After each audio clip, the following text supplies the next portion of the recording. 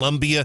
We are expecting a beautiful day today. You'll never know that we're going to have a winter storm coming. Our high 55 with sunshine, increasing clouds tonight with a low near 42. Rain in the forecast for tomorrow with a high of 47 degrees. That wintry mix will start arriving in mid-Missouri very, very late tomorrow night. Good morning, everyone. Here's some of the stories that we are working on for you at this hour. Mid-Missouri is expected to receive accumulating snowfall starting late tomorrow night through Thursday. The National Weather Service in Kansas City and St. Louis have issued a winter storm watch for the entire listening area through Thursday. NWS St. Louis meteorologist, NWS Kansas City, meteorologist Jonathan Kurtz tells 93.9 The Eagle that 10 to 15 inches is possible now in Columbia and Jefferson City by Thursday. We emphasize these models are likely going to change. That number could go up. It could go down a little bit. But right now they're going with 10 to 15 inches possible. The I-70 corridor and most of the listening area will see all snow, but ice, sleet, and snow expected near the Lake of the Ozarks and the I-44 corridor. The NWS is warning major travel impacts are expected. You want to keep your radio tuned right here to 93.9 The Eagle for updated forecast information. Meantime, the Omicron variant continues to cause issues here in the Columbia area. Columbia-Boone County health officials say there have now been more than 11,500 confirmed COVID cases in January. That's more than 25% of the overall 40,000 COVID total since the pandemic's beginning in March 2020. There are currently 175 COVID patients hospitalized in Columbia hospitals. As those COVID numbers continue to increase in Boone County, hundreds of at-home rapid COVID tests have arrived at a South Columbia pharmacy. NextRx pharmacist in charge, Erica Crane, tells 93.9 The Eagle it's important to test because the Omicron variant often has cold-like symptoms. It's really important for people to kind of recognize when they start feeling a scratchy throat or sneezing, runny nose, that they have a test available so they can test quickly. NextRx is located on Falling Leaf Lane. It's near Highway 63 in Grindstone. They're open weekdays 9 to 6, Saturdays as well. Missouri K-12 education officials will testify this afternoon in Jefferson City about teacher recruitment and retention. Governor Parson has called for increasing the starting baseline salary for new Missouri teachers to $38,000. Per Missouri statute, the minimum teacher salary is now $25,000. The average starting teacher salary, $32,970. The governor says half of Missouri's new teachers leave the profession by their fifth year. He says that is unacceptable. The House Budget Committee Chair Cody Smith tells 93.9 The Eagle committee wants to hear more details today from DESE about their federal spending proposals, specifically how they're addressing learning loss and teacher recruitment and retention.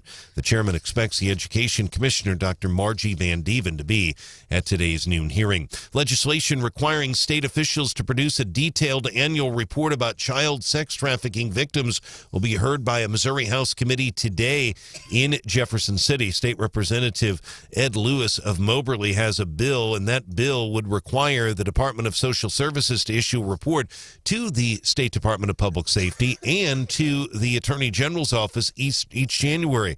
Under the Lewis bill, that report would include the number of child sex trafficking victims during the previous year, as well as the name of the organization each victim was told to contact and an annual update on each child victim. Again, that bill will be heard today. And crime is a top priority for an attorney seeking Missouri's Republican U.S. Senate nomination. Two St. Louis police officers shot in the line of duty last week. St. Louis Congressman Cori Bush's vehicle was also struck by gunfire in a separate high-profile incident. The congresswoman was not in her vehicle at the time. Senate candidate Mark McCloskey addressed the issue on 93.9 The Eagle's Wake Up Columbia. St. Louis is a war zone. I mean, I can't overemphasize the irony of Cori Bush complaining about somebody shooting at her vehicle. She stood right in front of me with a megaphone chanting, "You can't stop the revolution. You can't stop the revolution." Mark McCloskey referring to a highly publicized incident in 2020 outside his home in St. Louis's Central West End. As for Congresswoman Bush, she tells St. Louis TV station KSDK that any act of gun violence shakes your soul. She also says it's important to eradicate the root causes of gun violence. 93.9 The Eagle News is brought to you live on this Monday morning by AirServe Heating and Air Conditioning, ensuring the air in which you live and breathe is comfortable and clean for all of your heating needs. Log on to airserve.com. 93.9 The Eagle News Time, 6:07.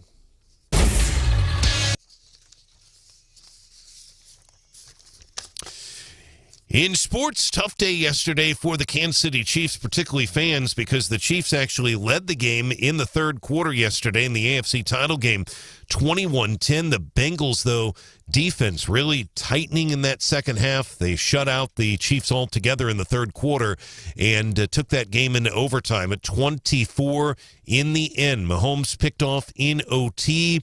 Bengals march down the field, and Evan McPherson kicks a game-winning field goal. Bengals win at 27-24 in overtime at Arrowhead Stadium. Joe Burrow on the afternoon, 23 of 38, 250 yards, 2 scores.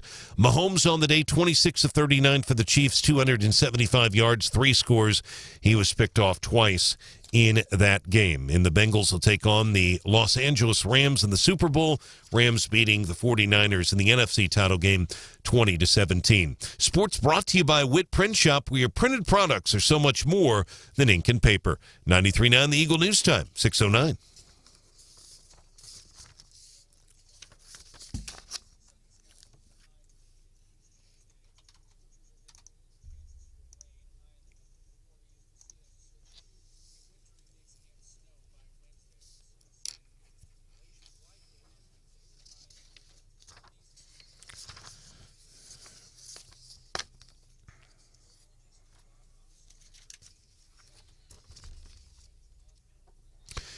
All right, John, thanks. Good to hear your voice, and we appreciate you. Our weather brought to you by Steve's Pest Control. 5-star service, stevespestcontrol.com. 29 degrees. And our traffic check is with MidmoHires.com. Local companies looking for local people. I did speak in the 5 o'clock hour to meteorologist Jonathan Kurtz, National Weather Service, Kansas City. He is saying Wednesday morning's commute here in mid-Missouri is likely going to be treacherous. So keep that in mind. Winter storm watch kicks in technically at 6 o'clock tomorrow night. Shouldn't have any trouble tomorrow night. It'll be overnight, past midnight into Wednesday morning. We're going to start to see the problems. So just expect that timing all day Wednesday and Thursday. If you want to report a traffic issue, call or text us 573-874-9390. More team coverage in less than 30 minutes. Breaking news immediately. I'm Brian Hauswirth, 93.9 The Eagle.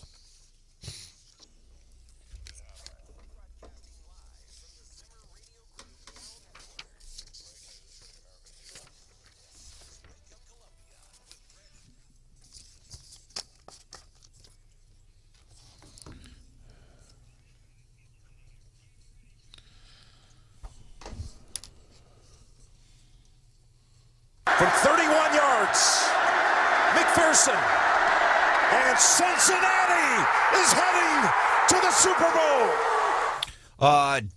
Do you feel like this morning? Let me start with you, Hauswirth, the sports fan. Do you feel like this? I understand what you're saying. Stephanie, you feel like this? Pretty much. Hannah? Yeah. But the thing is, Burrow he's a good quarterback. He is. I was heartbroken a couple of years ago when he went into Bryant-Denny Stadium and put 46 points on Alabama. And I thought, wow, nobody's ever done that. And he's a special quarterback, no doubt.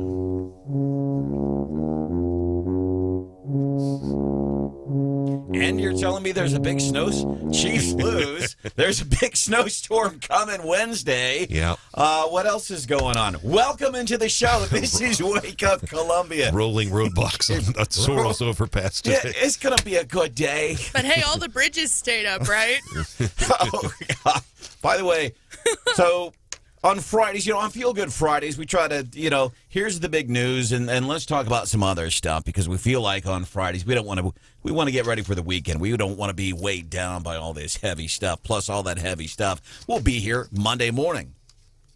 So we got a text I was talking about, and what we say on Fridays, hey, Joe is still president. All the bridges are still up. None of the bridges crossing the Missouri River anywhere fell down. And in the midst of that, we get a text from somebody that says, actually, a bridge did fall down, Joe, in Pennsylvania. And I couldn't, because I violated one of the boss's rules, which is? You have to read text messages in your head before you read them out loud on air. And here's what I didn't do. I didn't read the text message in my head before I went on air. And so we're laughing. I'm thinking somebody's made a joke about Biden's presidency and the bridges collapsing, and we laughed about it. And then I got an alert on my phone that said, breaking, a bridge collapsed in Pittsburgh hours before President Biden was scheduled to visit. And so for those of you who saw the Facebook video, that was the tweet. I said, do you remember how you've been saying all morning how the bridges are still standing? You should really stop saying that now. So, and Hannah, there's video. You can see that moment. And that's one of the reasons we encourage you to watch Wake Up Columbia by going to the YouTube channel. You can put it up on your smart TV. Everybody getting ready for school and for work in the morning. You run around the house. It's insane. You can still hear the local news. You can hear the story about this apparent snowstorm coming to town late Tuesday night into Wednesday morning. So you can hear everything going on. But the beauty is people saw that. People were watching, and they're like, they started responding to it like, what did Stephanie tell? What did Stephanie show Branden? So Hannah has done something really cool. I turned it into a TikTok. You can follow me on TikTok, producer_Hannah. And basically it looks like Stephanie was telling you like a really juicy secret. And I asked the Wake Up Columbia family over on Facebook to guess what Stephanie told you. So you can go and you can see the video. It's on the Wake Up Columbia Facebook page, and if you're on TikTok, you could check it out there. But the reaction, so here I've been Your joking. reaction is so good. And Stephanie's show, and so people are like, "What?" Because there's no audio to it, and that's the best part about when you watch Wake Up Columbia on YouTube. You get like all this behind the scenes stuff. So there's no audio, but you just see I'm just sitting here, and Stephanie comes over and shows me her phone, and our reactions. Definitely worth checking out. I got to give some points to Andy Reid. Yesterday press conference following the Chiefs' loss. Man, what a bummer. What a bummer. But Andy Reid talking about the loss, that he takes responsibility for a play call towards the end of the first half. He's like, hey, man, we should have punched it in. He's taking responsibility for that. Patrick Mahomes, he's taken some responsibility this morning. Yeah, they just had a spy on me for the most part, and I've usually done a great job of getting around that guy, but they had a good game plan. They were doing this a lot of similar stuff in the first half. We were just executing at a higher level, and they stayed with it. They fought. I mean, that's a good football team, but it takes a lot of fight to stay in a game whenever you're down like that. But I mean, I got to be better. I mean, when you're up 21-3 at one point in a game, you can't lose it. And I put that on myself. And I like that because he's honest, and I think we also, first half, we killed it that last play at the first half, like, why didn't we score there? That's okay. We're up 18 points. I think only one other team in the entire history of AFC championship games or any NFL championship game has ever come back from a deficit of 18 points at halftime to win. So I'm thinking, only one other team has done that. And I think it was a Tom Brady-led team. And by the way, not sure for sure if he's retiring or not. So going into the second half, feeling pretty good. And I don't know if the defense... the Bengals got better or just Patrick just had a bad second half? You know, it's hard to say. There was some play calling there that was questionable. There's no doubt about it. But Branden, the biggest thing you have to say is what Mr. Mahomes just said. Give credit to the Bengals. I mean, yes, there was definitely in some things that didn't happen, but he is exactly right. I mean, a spy, and that's something that Alabama did not do in that LSU game 2 years ago, is you almost have to keep somebody on Burrow at all times because he's capable of running. Mixon held on to the ball, and in the end, the Chiefs were very lucky at the end of the regulation time. Mahomes lost that ball. That ball could have easily gone to the Bengals. The Bengals made some huge adjustments at second half, and Burrow converted. I mean, that's really what it boils down to. But did everybody at least stay up and watch the entire game? I like how you're asking all of us that as if you weren't the one that fell asleep last week. And I texted you in the middle of the game when it started getting really good and said, are you awake? And I never heard back. So the real question is, did you stay awake? That's very suspicious. I was practicing the free from distraction laws, free from work distraction laws. I chose not to be distracted over the weekend by anything work related. Yeah, but then Stephanie was genuinely concerned about you because you just never responded. No, Stephanie wasn't concerned about me. Let me clarify here. Stephanie was concerned about, gosh, if Branden's sick, I'm going to have to come in and do the show by myself Monday. Stephanie was concerned I'm for concerned her, about myself. not for me. By the way, I thought you'd get a kick out of Saturday Night Live. I quit watching it because, whatever, not for political reasons. It just gets unfunny. I happened to watch Saturday night. My goodness, the entire episode was brilliant. I got this for you, girls. Peyton Manning doing a spot on the SNL Weekend Update. Peyton, you probably have a better perspective on this than almost anyone in history. How great were those games? Yeah, I heard they were incredible. You heard? Yeah, it sounds like all the teams did a great job, lots of passing, and all the touchdowns were in the end zone. Who's that? I didn't see the game. But I had an hour to kill before the first game, and just for fun, I put on the first episode of Emily in Paris Season 2. That is 1,000% something that you would do. Yeah, Peyton Manning on Saturday Night Live thought that was a fun skit. So the Chiefs aren't going to the Super Bowl. You know, we've been to 2 in a row, and Patrick Mahomes said we'll be back. And I feel bad sometimes. That's why I'm glad I'm not a journalist. These journalists after the games, McCole Hardman, wide receiver for the Chiefs. You gave up an 18-point lead. You feel like most of the game you're thinking, we're in the Super Bowl, we're in the Super Bowl. McCole Hardman comes out in the press conference afterwards, and, of course, somebody's got to ask him, so how do you guys feel right now? The mood of the team? I mean, obviously everybody disappointed in what's going on. Yeah, well, the mood of the team? We're disappointed. Next. That's why I'm glad I'm not a journalist. Go to people after a storm damage, like after a tornado or flooding.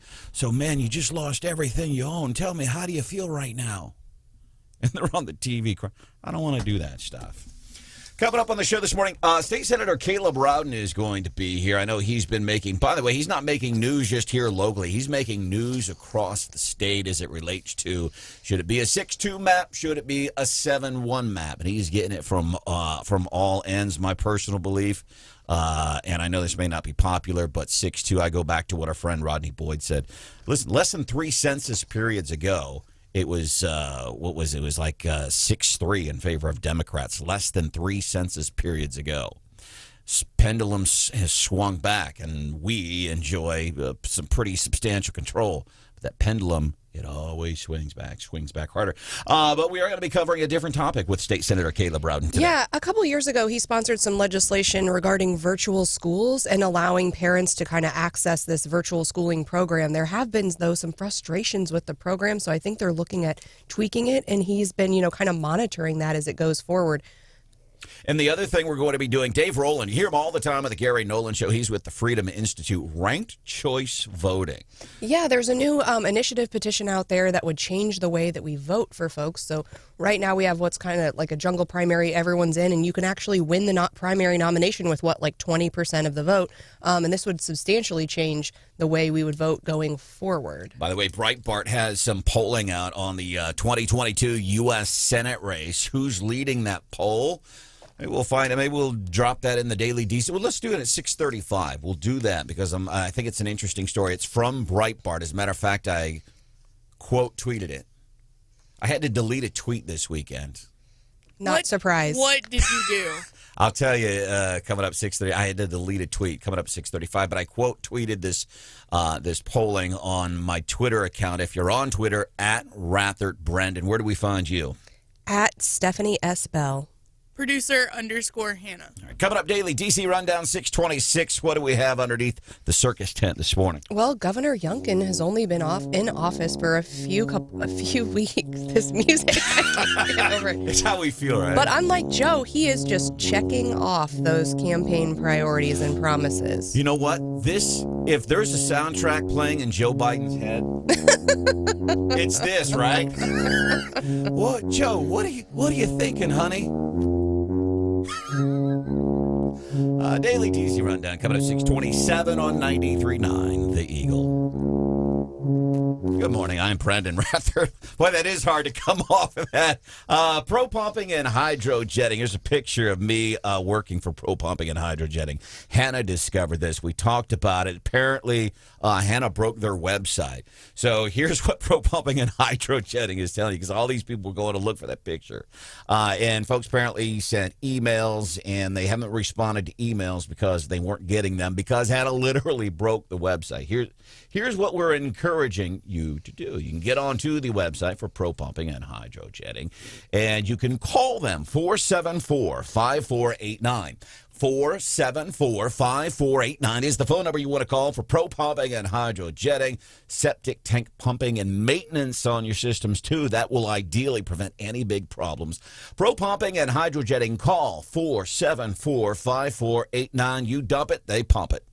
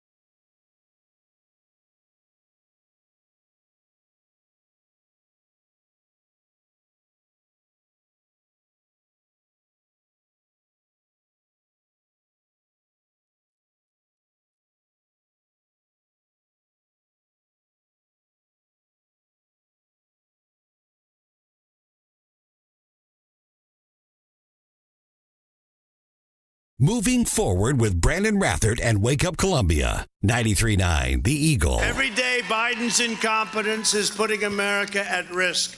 As everyone knows, what Putin and Russia are doing with Ukraine would never, ever, not even possible, have happened if I was president. That's true. I'm fact-checking that. Absolutely true. Trump getting us into today's Daily DC Rundown with Stephanie Bell. And Trump's already making promises if he runs and wins again. And so he has said that he feels like the folks from January 6th they need to be treated fairly. And he said, if it requires, we will give them pardons because they are being treated so unfairly. And so everyone's wondering, is he going to run? And that just feeds the speculation right there. And of course, on the golf course last week, 45th President of the United States. 45th and 47th. 47th. I'm the 45th, and I'm going to be the 47th. Trump on a golf course recently. Yeah, and so Governor Youngkin has been in, I think, office for about 2 weeks. He, unlike Joe, is checking off some campaign priorities and doing it via executive order, but he's already addressed issues like mask mandates, CRT, some investigations into some of the more high-profile school districts. He was trying to scrap an initiative related to climate change. He also, I guess, Virginia's dropped its opposition before the Supreme Court to the Mississippi abortion law, so he's making huge changes in that state. So it's nice to see, and I think everyone's they saw that as kind of the model for all of the governor's races that are coming up, and now they're seeing you get a Republican governor, you're getting Republican priorities, right from the very beginning. And get stuff done, not messing around, not wasting time, getting to it. Yeah, we're also watching, so President Trump mentioned Russia and Ukraine. We're watching that area very closely, and we're really concerned about this energy crunch. Apparently, Biden is meeting with the ruling leader of Qatar, and he is, they're talking, they were very helpful in the Afghanistan issue. They want to partner with the U.S. They are the world's second biggest exporter of liquefied natural gas, and everyone's kind of worried if things go wrong with Russia and Ukraine, what's the energy situation going to look like? And that's your daily DC Rundown on 93.9 The Eagle. Thank you, Stephanie. Coming up 6:35, some polling out on the Missouri U.S. Senate race 2022 Republican primary. Who's leading? We have that for you at 6:35.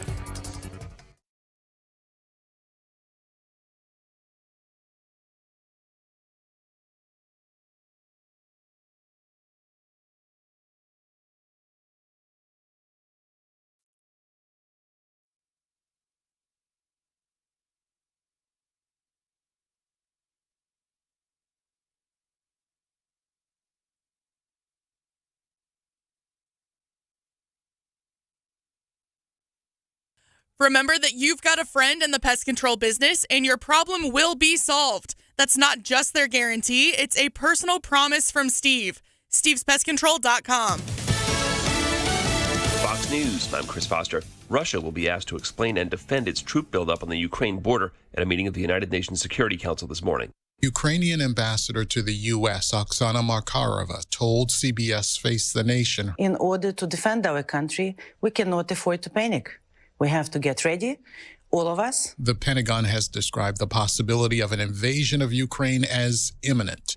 Fox's Gernal Scott. Power's back on to all but a few hundred homes and businesses after this weekend's windy snowstorm in the Northeast. It was a record breaker in Boston. The real jackpot was Stoughton, Massachusetts, though a little southwest of the city of Boston, 30.9 inches. Sharon and Quincy coming very close to that as well. Lots of communities actually reporting 2 feet of snow or more. Throughout the storm, about 100,000 customers were pretty consistently without power.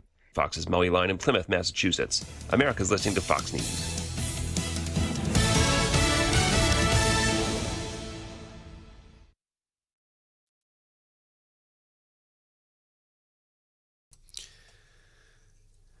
.93.9 The Eagle News Time with Robinson's Cleaners. Robinson saves you time. It is 6:31, 29 right now. In Columbia, it's 28 degrees in Jefferson City. Today's going to be a beautiful day. You'd never know that a winter storm is on the way. Sunshine, a high of 55. Cloudy tonight with a low near 42. Tomorrow, rain likely with a high of 47 degrees. Good morning, everyone. Here's some of the stories that we are working on for you at this hour. The National Weather Service in Kansas City and St. Louis have issued a winter storm watch for the entire listening area through Thursday evening. While forecast models and timing are now expected to change, and they have changed all weekend, the NWS in Kansas City is expecting accumulating snowfall in mid-Missouri from Tuesday night through Thursday. Most likely we're looking at around midnight Wednesday morning when we'll start to see the storms, but the winter storm move in. But there is a chance of some wintry mix here in mid-Missouri late tomorrow night. NWS St. Louis, Kansas City meteorologist Jonathan Kurtztill's The Eagle,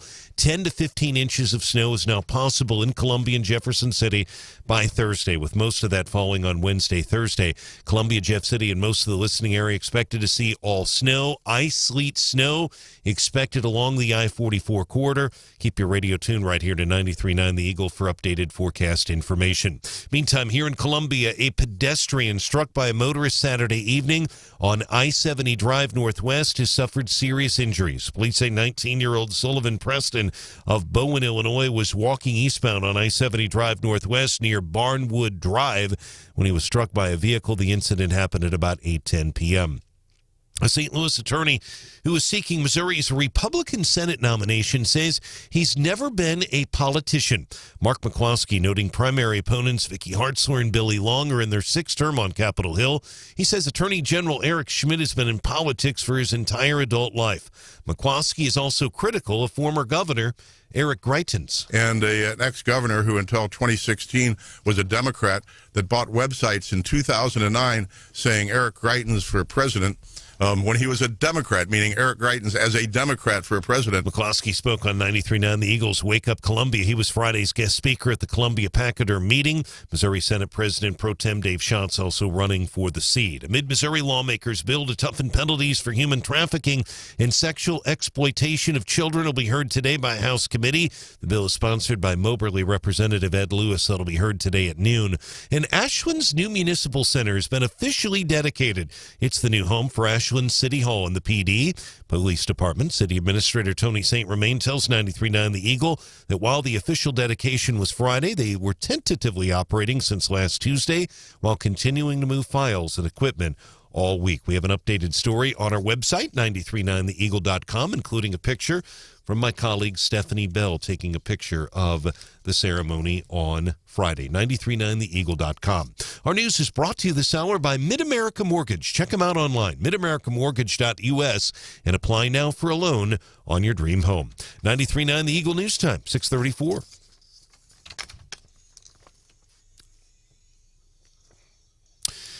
Turning our attention now to sports. AFC Championship game. Cincinnati Bengals heading to the Super Bowl. They overcame a 21-10 halftime deficit, rallied to beat the Chiefs in overtime at Arrowhead, 27-24. Chiefs quarterback Patrick Mahomes, 26 of 39, 275 yards, and 3 scores, picked off twice. Joey Burrow, 23 of 38, 250 yards, and 2 touchdowns. Just a reminder for everybody, yes, this is the same Joe Burrow that actually was on the bench at Ohio State and had to transfer to LSU. An amazing career. Ends up winning the Heisman and national title at LSU, and he is heading to the Super Bowl. By the way, Jim Nantz, Saturday night, he called sudden death out at Torrey Pines in San Diego at golf, and very shortly thereafter ends up at Arrowhead Stadium. They actually flew him in for the AFC Championship game. He calls the golf Saturday night in Torrey Pines, AFC title game on Sunday. MU women's basketball beating Alabama at Coleman Coliseum on Sunday, 77-61. Williams and Hanson leading the way, 18 and 17 points, respectively, for Mizzou. Our sports brought to you by Lacrosse Lumber. Lacrosse Lumber, Grindstone, just west of Highway 63. Our news time, 6:35. And our traffic check is with MidmoHires.com. Local companies are looking for local people. MidmoHires.com. Find a job or post your job opening today. Weather's going to be pretty good right now. Today is going to be your pick day of the week. MoDOT will be out at the Sorrells Overpass, folks, from 10 to 2. They're going to be having a crane. They're going to be doing some work with the bridge. And there will be some rolling roadblocks, if you will, about 5-minute intervals starting at 10 going to 2. So if you're heading that way, you can expect some delays today between 10 and 2. More team coverage in less than 30 minutes. Breaking news immediately. I'm Brian Hauswirth, 93.9 The Eagle.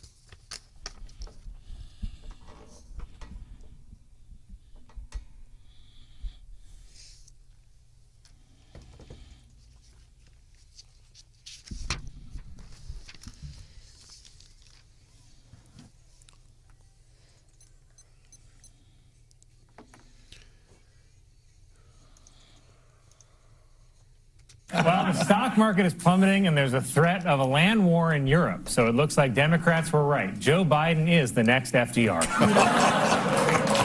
Supreme Court Justice Stephen Breyer announced that he will retire in June. We thank Justice Breyer for years of upholding the rights of every American, said liberals who have been tweeting, "Retire, please," for the last year. Man, How appropriate is that from Saturday Night Live? Welcome into the show.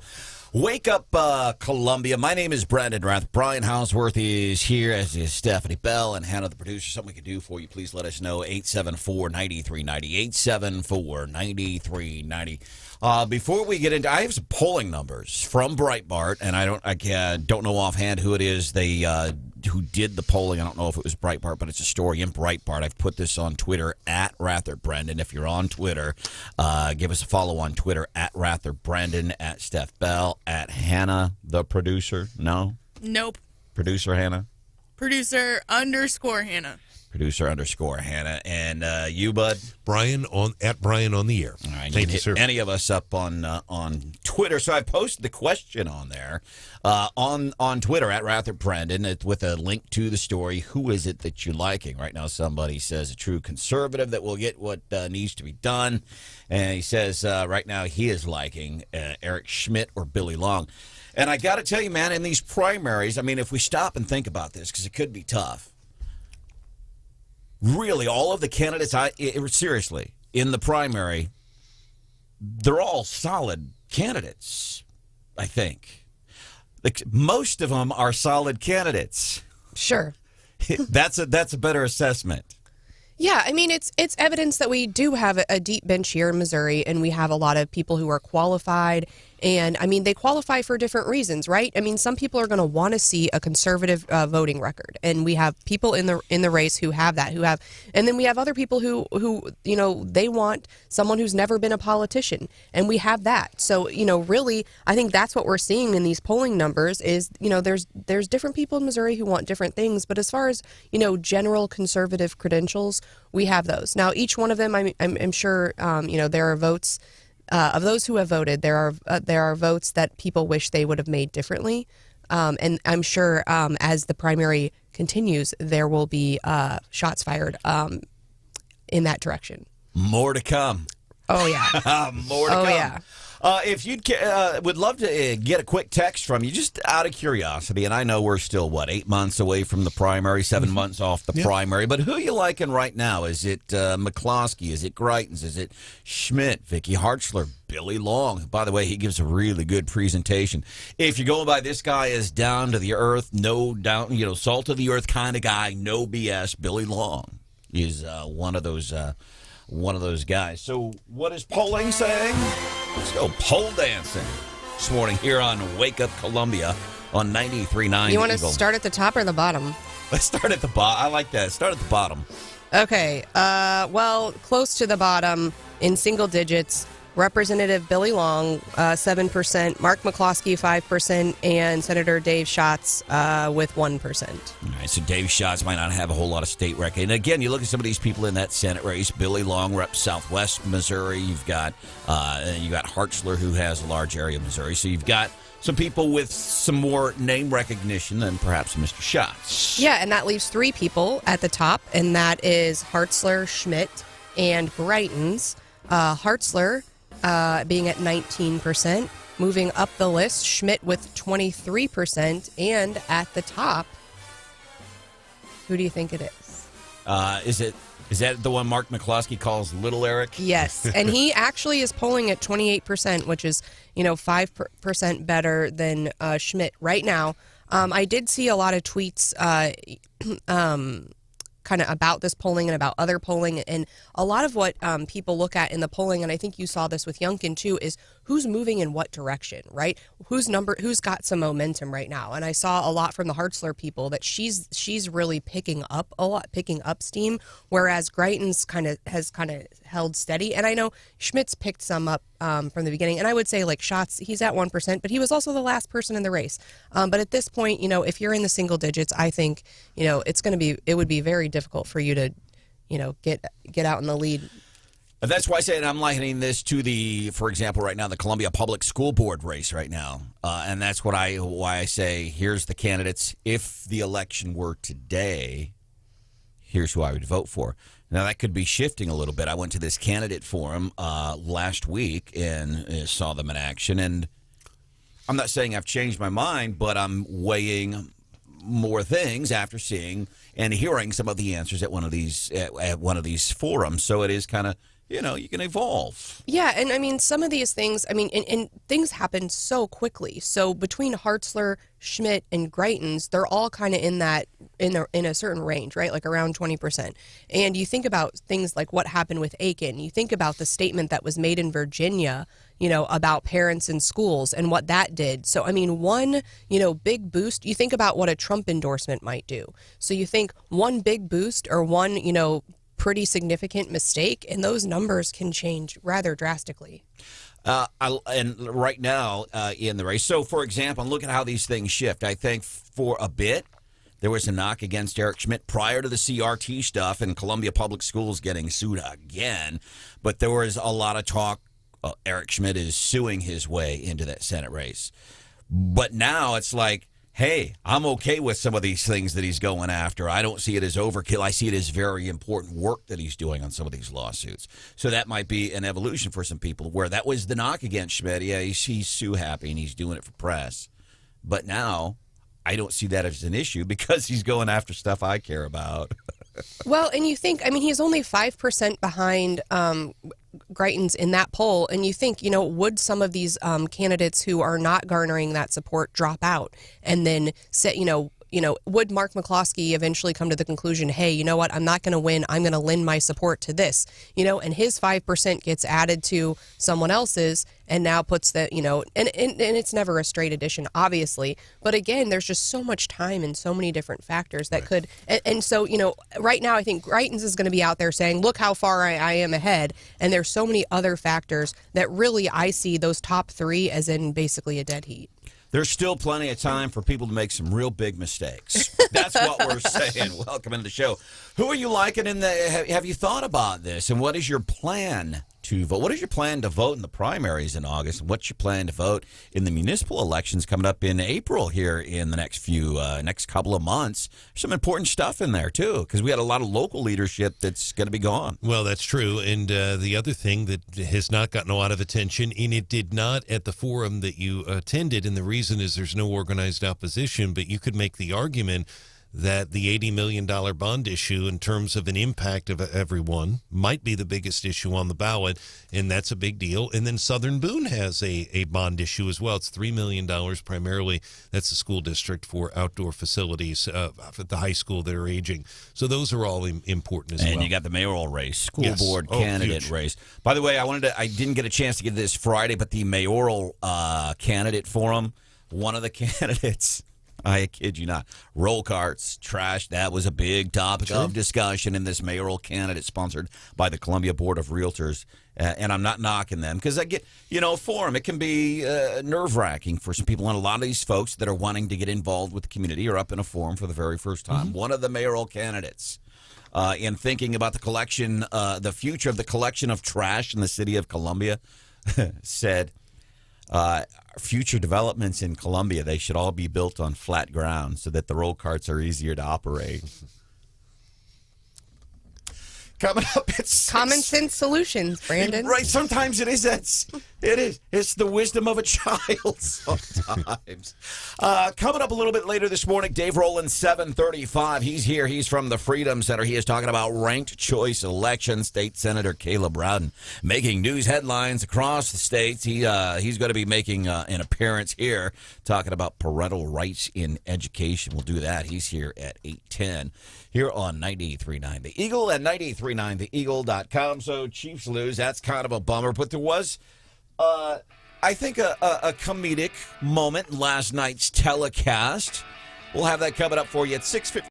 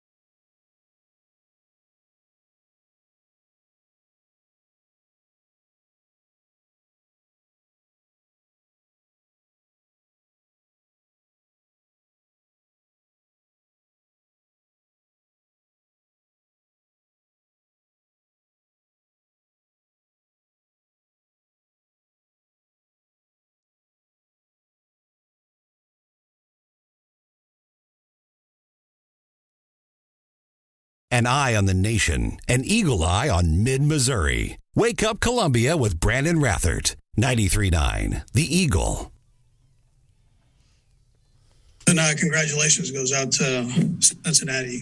They did a nice job and did a better job than what we did in that second half for sure. Chiefs coach Andy Reid following the game last night. What a heartbreaker. You're up 18 points. Only one other team, I think, prior to yesterday had ever come back from 18 points down in a championship game in the NFL. And now we add Cincinnati to the list.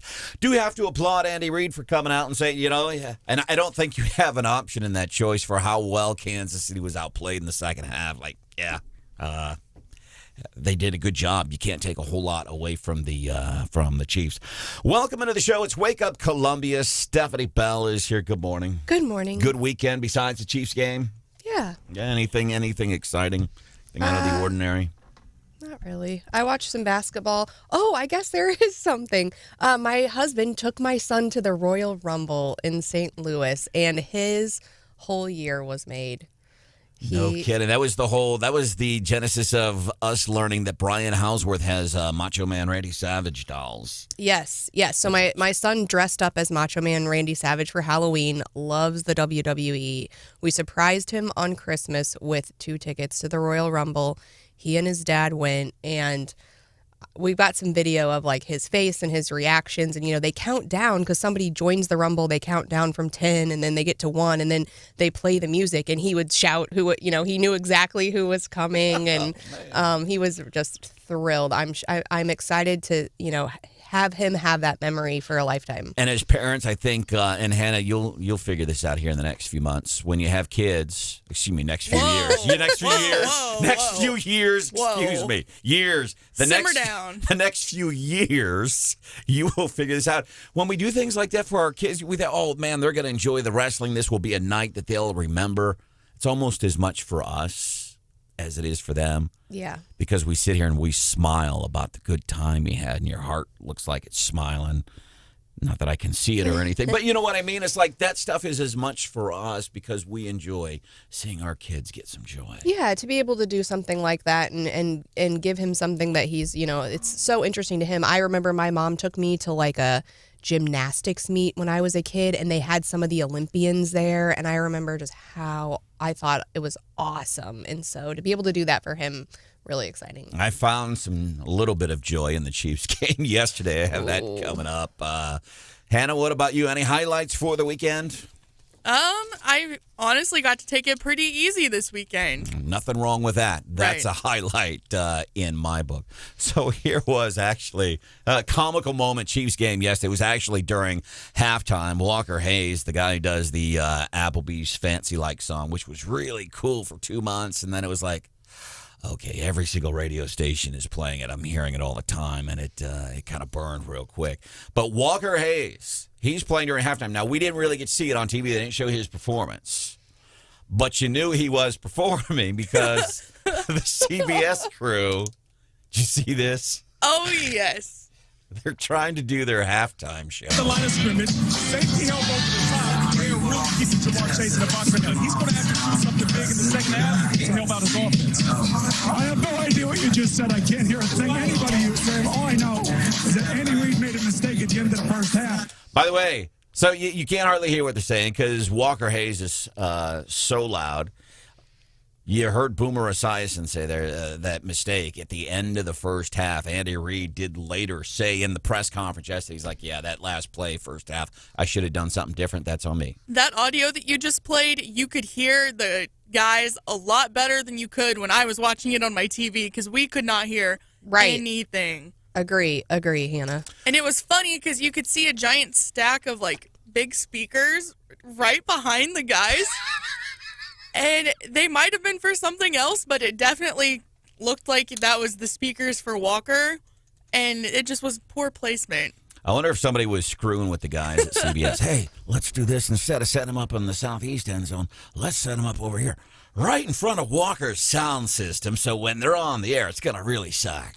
I mean, props to them for trying to continue on. They just kind of kept talking louder and louder, and I'm not sure it made that much of a difference. How's Patrick's fiance doing? She's taking a lot of flack.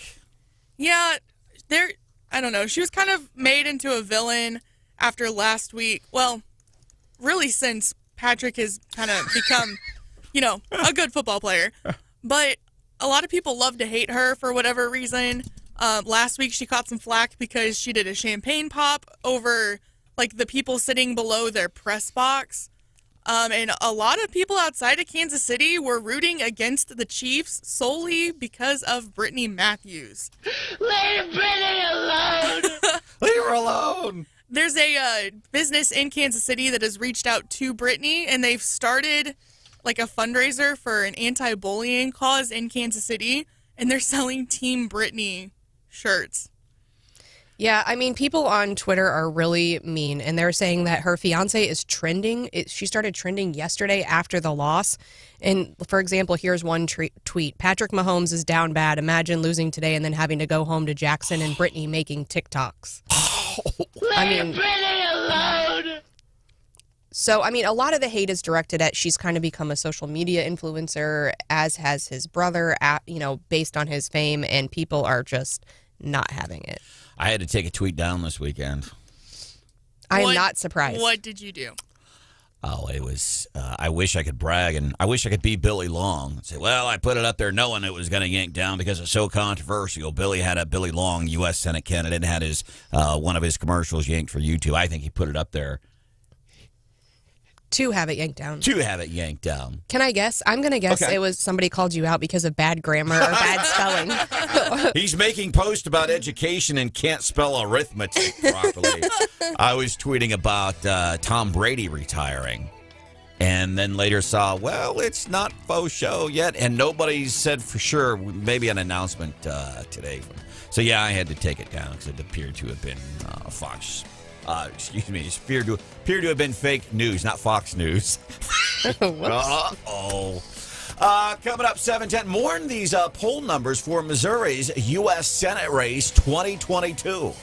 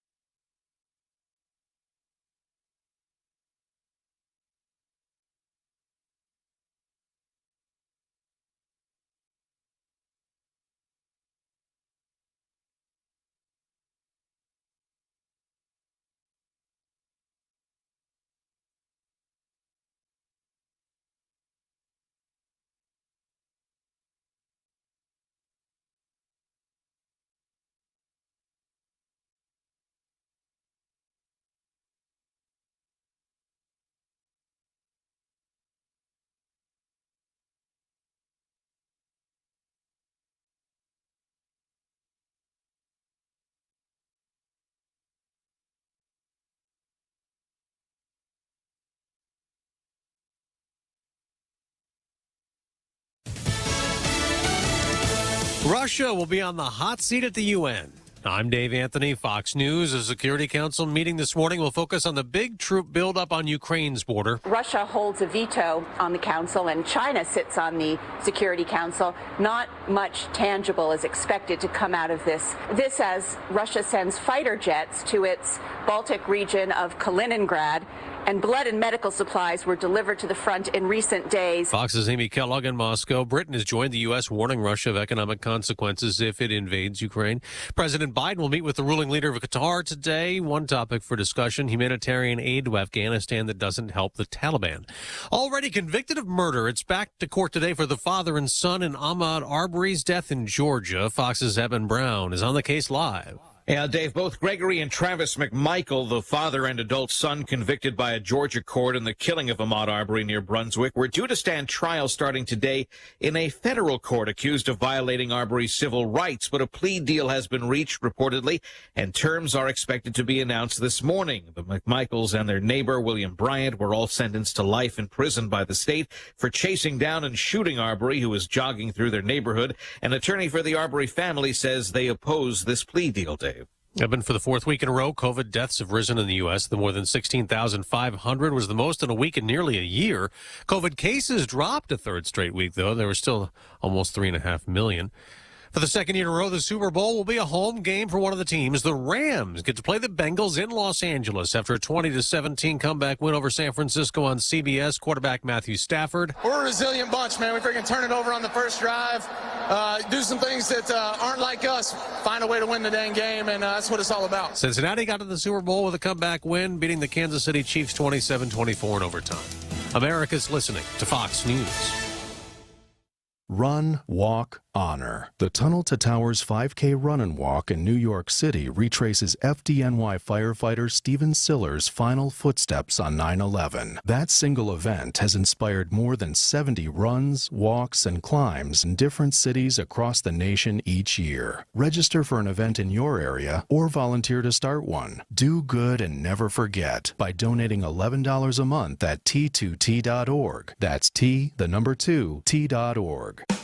Why does Walgreens offer copays as low as $0 and 90-day refills? Because we care about Medicare, so you don't have to. I mean, do you really care to hear me go on about same-day prescription delivery making your life easier? Or how there's a pharmacy expert available 24/7 and one-click refills? Well, I just did anyways. Fill your Medicare prescriptions with Walgreens and save. $0 copays apply to Tier 1 generic drugs and select plans with Walgreens as a preferred pharmacy. Restrictions apply. See walgreens.com/Medicare for complete details.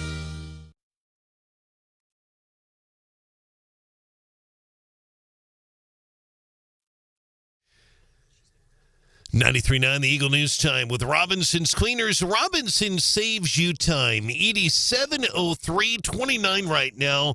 In Columbia, it's 28 degrees. In Jefferson City, a winter storm watch will kick in tomorrow night at about 6 p.m. We're expecting sunny skies today. No problems at all today, and really no problems tomorrow through the late evening tomorrow. Cloudy skies tomorrow, low near 42. Again, our high today, 55.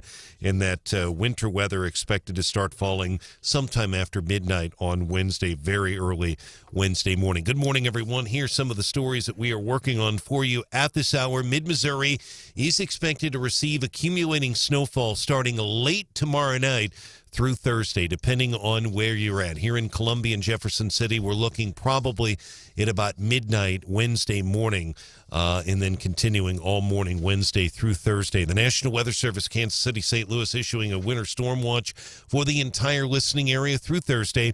NWS Kansas City meteorologist Jonathan Kurtz tells 93.9 The Eagle 10 to 15 inches of snow is now possible in Columbia and Jefferson City by Thursday. The I-70 corridor in most of our listening area will see all snow, but for those of you listening to us at the Lake of the Ozarks and along the I-44 corridor, ice, sleet, and snow is expected in those areas. Major travel impacts expected. Keep your radio tuned right here to 93.9 The Eagle for updated forecast information. I have an updated story as well, 939theeagle.com. Meantime, the Omicron variant continuing to cause issues here in the Columbia area. The Columbia-Boone County Health Department says there have now been more than 11,500 confirmed COVID cases in January.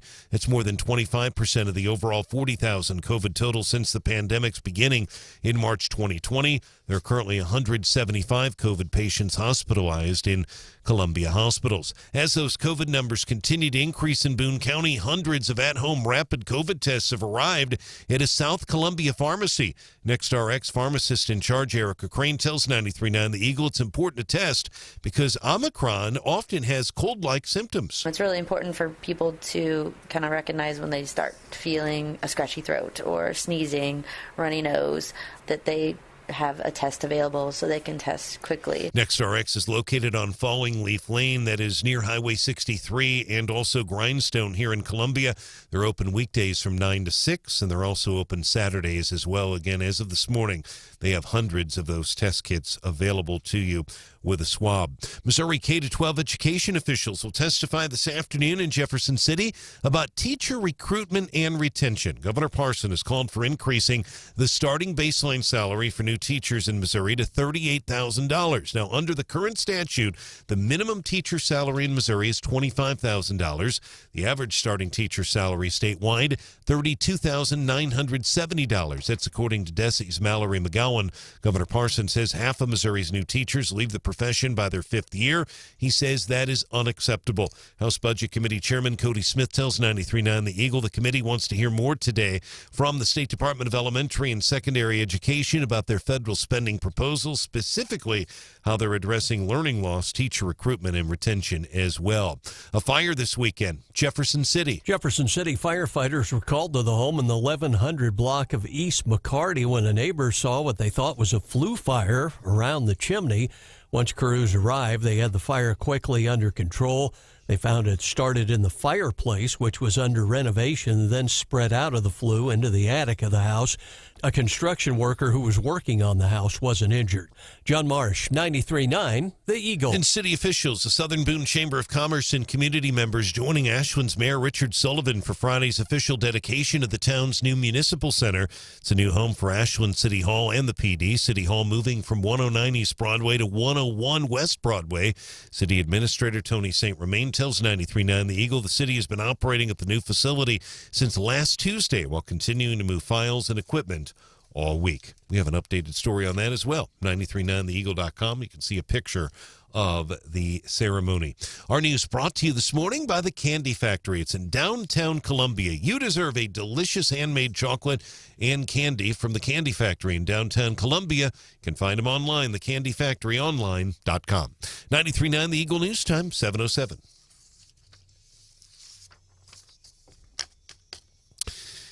In sports, the Kansas City Chiefs led the Cincinnati Bengals in the AFC title game at the half, 21-10. Second half, though, Cincinnati rallies back. They go into overtime.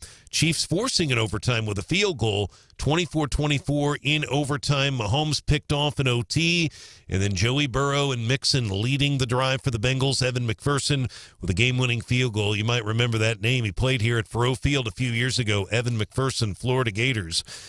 Pretty good kicker, to say the least. Joey Burrow on the day, 23 of 38, 250 yards, 2 touchdowns. Cincinnati and the Rams in the Super Bowl. 93.9 The Eagle News Time, 7:08.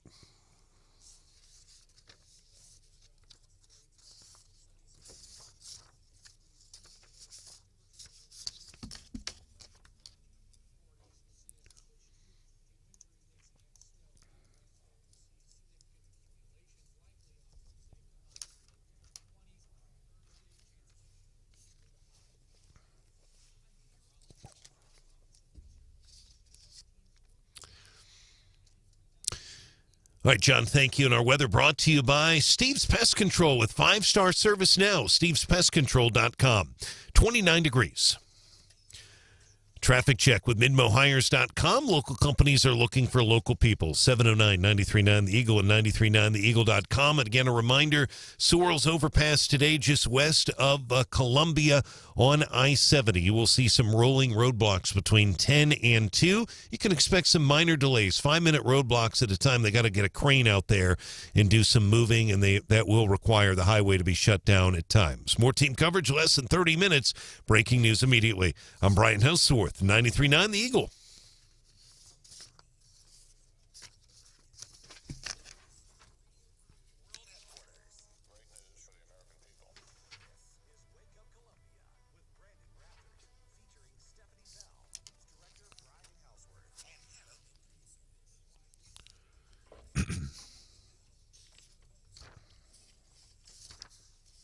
From 31 yards, McPherson. And Cincinnati is heading to the Super Bowl. Ouch. But Matt, what a great game by the Bengals last night. I think only the second time in the history of championship games in the NFL has a team come back from 18 points down. Cincinnati now on that list. That one really hurt Andy Reid. Talking about the fans, though, following the game yesterday. I appreciate our fans for sticking with us throughout the season and then being great today. So. Listen, it's my responsibility to make sure that we do better offensively and as a team. And I obviously didn't get that done that second half. So, that's one of the things. I don't know if I could be a football player, a professional athlete on a stage like that, because I don't think for what reason? I couldn't. Well, if I wanted to, I could, but I couldn't do it because I'm short and stocky and 50-something at this point. But even back in the day, I don't think I could have done it either. To go out after, it's great to come out and do a presser after you've won. Yeah. To come out and do a presser after you've lost, that's got to be tough. To go up in front of all these people, you've lost a chance to go to a third Super Bowl, which no team has done, and it's been, 30 years since a team has been to 3 Super Bowls in a row? And to go out there and say, yeah, man, we screwed the pooch on this one. That's got to be tough. Yeah, it is. It is really tough, and the game was right there. It's just, and I know a lot of people are questioning the Chiefs, and there's criticism. I mean, I've heard all sorts. You've seen the same things I have. People are mad at Brittany Matthews. I've seen people mad at Jackson Mahomes. Bottom line, give credit to the Bengals. And there's a guy. We talk a lot about Joey Burrow, but Evan McPherson. He came from Fort Payne, Alabama, and Dan Mullen, who has since been let go. I think our fans at Mizzou will remember McPherson. He was an excellent kicker. He still is the Southeastern Conference's all-time leader in field goal percentage, and he had an amazing postseason. He's just a rookie. They've got a very young team, and for him to be able to kick that field goal like that, and granted it wasn't 50 yards out, but it was still tough with that noise. Just, you got to give him credit, but I think what Coach Reed there said showed a lot of class. It really did. And he said he's taking responsibility. I should have done. Listen, it's always hindsight's 20/20. And he said, yeah, at the end of the first half, maybe I should have chosen a different play. But I think it speaks volumes about the Chiefs organization, and that Reed would say that, hey, it's on me. Patrick Mahomes came out and said, I didn't play that well in the second half. I didn't perform to the level that I performed in the first half, and I appreciate that, because how often do people come out and say, well, it was the officiating, whatever, it was this, it was that, but, sometimes the quickest exit, own up to it. And give credit to the other team, and give credit to the team that came in and not just remember the Bengals also took down the number 1 seed at Nissan Stadium last week, and then go into Chiefs. You got to give them a lot of credit. That's an amazing story, and we'll see what happens with the Rams. All right, you're not overselling this chance for heavy snow on late tomorrow night into Wednesday, are you? Not at all. It's a great question. We're very careful not to do that, and that's why I attribute it to Jonathan Kurtz, who's a meteorologist of the Weather Service. 10 to 15 inches, Branden, is what he is saying we could expect. It could be higher than that. It could be lower than that. Now, there were a couple of models Friday. They've really narrowed this down. One model Friday showed 2 inches. One showed 27 inches for our area. Looking at 10 to 15, and that is, yeah. Must be a dude giving the forecast. No, really, I swear, it's 6 inches, man. And then, so we're 10 to 15 inches of snow sometime between, let's say, late Tuesday night, depending on our far western counties, primarily for us, Wednesday about midnight through Thursday evening. So we're going to be looking at quite a bit of snow, and then also we're looking at a lengthy amount of time, too. That's an enormous amount of snow. I'm trying to recall, it's now been, I think, 10 years ago. It was in December, and Columbia got, I think it was in the 20s. Yes. And you couldn't go anywhere for 3 or 4 days. And, again, it seems like the forecast is less than that. But, the difference between 6 and once you get over a foot, it makes everything very difficult. Yeah, it all sucks after that. Exactly. And there were a couple of them. There was one last year that was significant, one that was last year, and I think the one, Stephanie, and there's a couple of them, One I definitely remember was in February of 2013, and I was working at KMIZ. Curtis Varnes, who's now the general manager there, had to come over and pick me up, and there were hundreds of cars stuck out on I-70. Oh, sure. That was just a really, really bad storm. They were stuck out there for days. My kids are rooting for a foot or more of snow. I don't love the cold, and so... but I told them, if we get a foot of snow, Mom will put on her ski gear and come out and play in the snow with you. I love big snowfalls, man. I'll get out and play in it like I'm 10 years old. Snowball fights, get out in my car and play around in the parking lots. But I'm not wanting to see. Now this is getting in my way, and this is affecting me. I've kind of seen, and this might be fun for somebody to try here. It's becoming a thing on TikTok when you're expecting a lot of snow to kind of build like a dome structure in your yard. Oh, yes. So that when it snows, ideally you get kind of like a little snow igloo that your kids can play in. Instant igloo. Yeah. Well, I'm wondering what it's gonna be like. I have a 5 a.m. flight or a 5:55 flight out of Columbia Wednesday morning. I would try to change that if I were you. I would too, but I'm in the middle of doing this. As is everyone else who's on that same flight currently trying to change their and flight. I can't do anything right now because I'm doing this. So It's here's hard what to I'm do. asking Brian and Stephanie and Hannah, if y'all could take over the rest of the show so I can do my stuff because it's all about me, right? Hey, I already looked up flight times and locations for you this morning. I've done my part. Hopefully, ideally, Brandon, if you could do it, if you could get out by Tuesday evening, that would be the ideal thing, to be able to do that if that's possible. Yeah, Brian, that's a really great idea. And I had that idea this morning. And I do. I think and I hope that we're wrong. I hope the National Weather Service is wrong, but they generally are pretty close. They're the ones that are saying 10 to 15? Yes, it's Jonathan Kurtz. He's a meteorologist, and when I talked to him, he had been up all night. He'd been working on these models. 10 to 15 inches possible. Again, it could be lower than that. It could be higher than that. And then if folks are going down to Springfield or even south of there, it's all ice down there. That's going to be real problematic. So we're going to get some snow. Could be anywhere from 2 inches to a couple of, to a little over a foot. We'll see.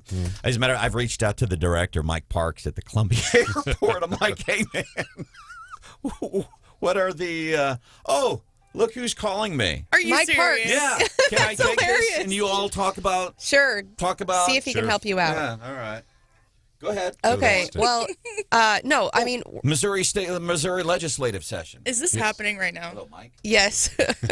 Yeah, Missouri legislative session. Well, the snow could impact that as well, right, Brian? It absolutely could. We had that happen, Stephanie, last year. Senate Majority Leader Caleb Rowden will be here. There was a week where frigid temperatures, and we had quite a bit of snow. It was last February during that just huge cold spell, and the Senate missed almost an entire week. Now, the House went in maybe a half of a day, but we'll see what Senate Majority Leader Caleb Rowden has to say. I think today and tomorrow shouldn't be problematic, but we'll have to see. I don't want to speak for him or Speaker Vescovo, but they could decide send everybody home Tuesday afternoon to beat the storm, or they could hold out and stay later in the week. It's really and so their let's call. talk about their typical schedules. This early in the session, they would normally be traveling down probably Monday afternoon, Yes. so they wouldn't have any travel impact there. The concern then is that they normally would travel home Thursday afternoon, evening, and that's where, I think many of them probably want to be with their families, or, to the extent they get ice down in South Missouri, would want to be in their district to be able to be there should should the weather really be impactful. And be able to help their constituents, yes. I mean, Don Roan, the Portageville, all the folks down there, and also not just that, but getting to the Capitol building, even if they're staying, most of them stay in Jeff City and they use their per diem, it'll be difficult with those hills to even get to the Capitol building. All right, did you solve your problems? Okay, so here's what we have to do. This is all on you, buddy. What we have to do is what you guys just did, you have to continue doing that until 9 o'clock. So I can I can fix this, but it's going to require me to do something in person, and I don't want to say it on air because there's other folks trying to get out tomorrow, and I don't want them to take my idea of what I'm going to have to do to be able to get out tomorrow night. And this is why you should have a travel agent. Yeah. I didn't know this. There are still such thing yes. as not to be dismissive of travel agents, but I thought there's no such thing as travel agents. They're still anymore. around. Oh, yeah, I use one every time. My travel agent's William Shatner from Travelocity or Wide Orbits or whichever one of the websites he's on.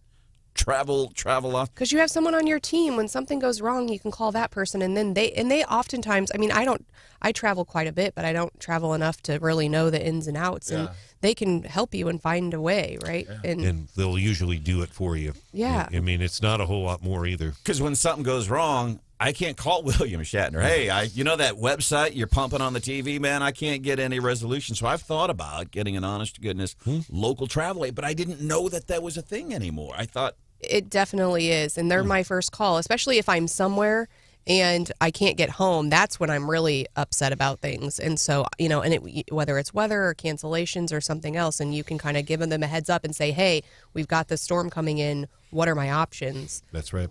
It can be helpful. Welcome into the show. It's Wake Up Columbia, 93.9 The Eagle, SNL, man. A lot of fun. They did SNL was really, and I haven't watched it for a while.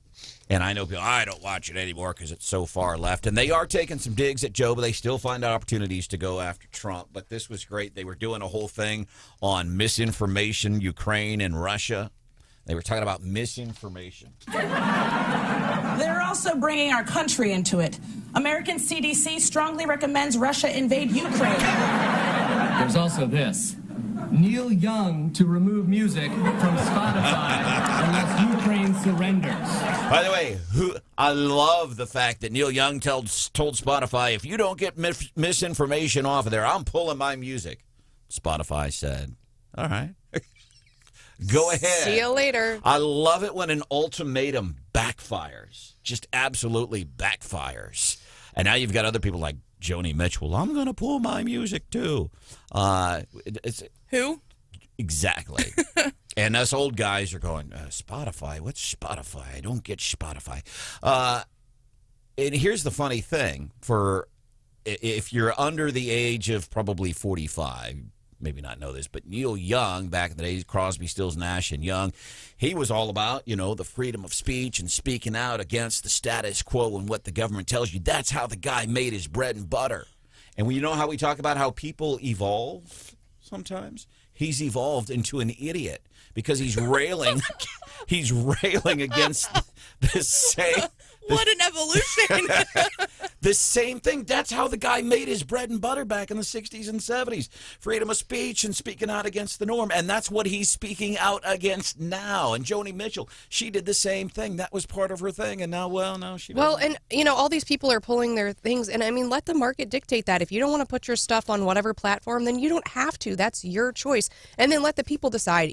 People are trying to cancel it. It's like Morgan Wallen. He kind of got canceled, and the people said, they went out and they bought his album. So, I think the numbers, are going to dictate what happens ultimately with Spotify. Matter of fact, Morgan Wallen, one of the top-selling albums after.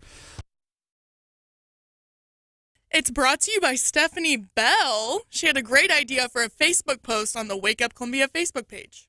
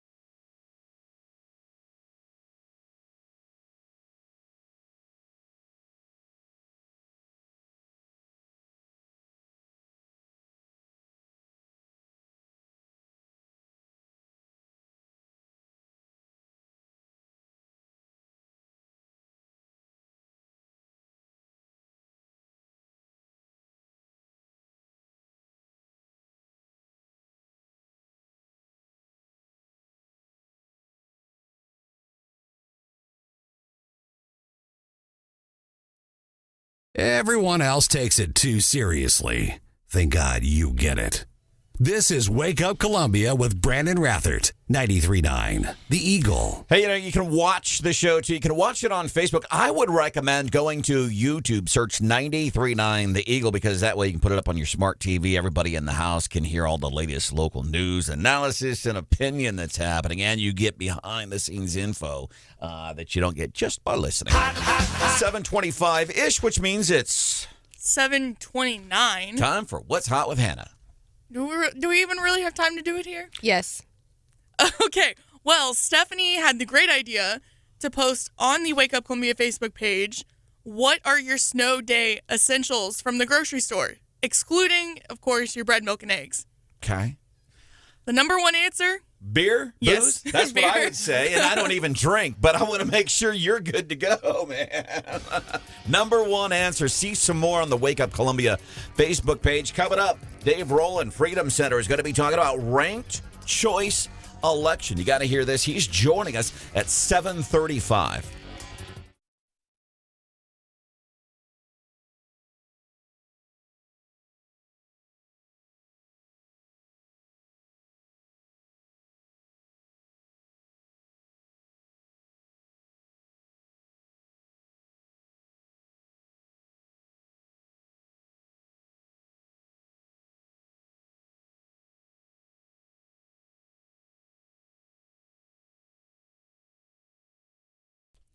Remember, you've got a friend in the pest control business and your problem will be solved. That's not just their guarantee, it's a personal promise from Steve.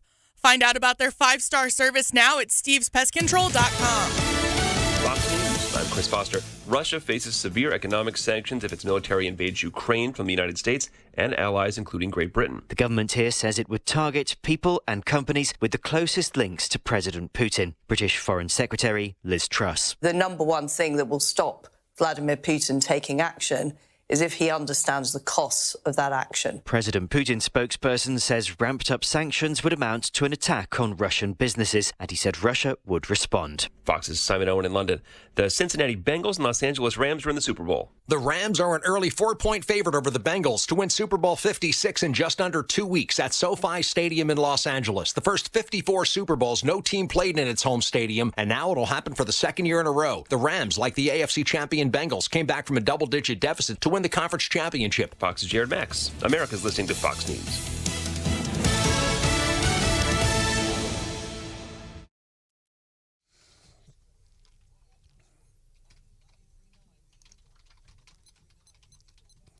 .939 The Eagle News Time with Robinson's Cleaners. Robinson saves you time. It is 7:31.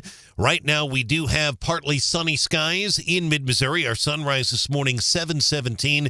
Going to be a beautiful day with a winter storm on the way late tomorrow night. 29 our current temperature. Sunshine today, our high 55. Cloudy tonight with a low near 42. And tomorrow, rain likely during the day and a high of 47 degrees. Good morning, everyone. Here's some of the stories we are working on for you at this hour. The National Weather Service in St. Louis has issued a winter storm watch for the entire listening area through Thursday. That watch will go into effect tomorrow night at 6 p.m. ballpark, but we don't expect any of the winter weather to start arriving until about midnight on early Wednesday morning. Should be all right through tomorrow night for most of our listeners. While the forecast models and timing are expected to change, the NWS is expecting accumulating snowfall in mid-Missouri from very late tomorrow night through Thursday.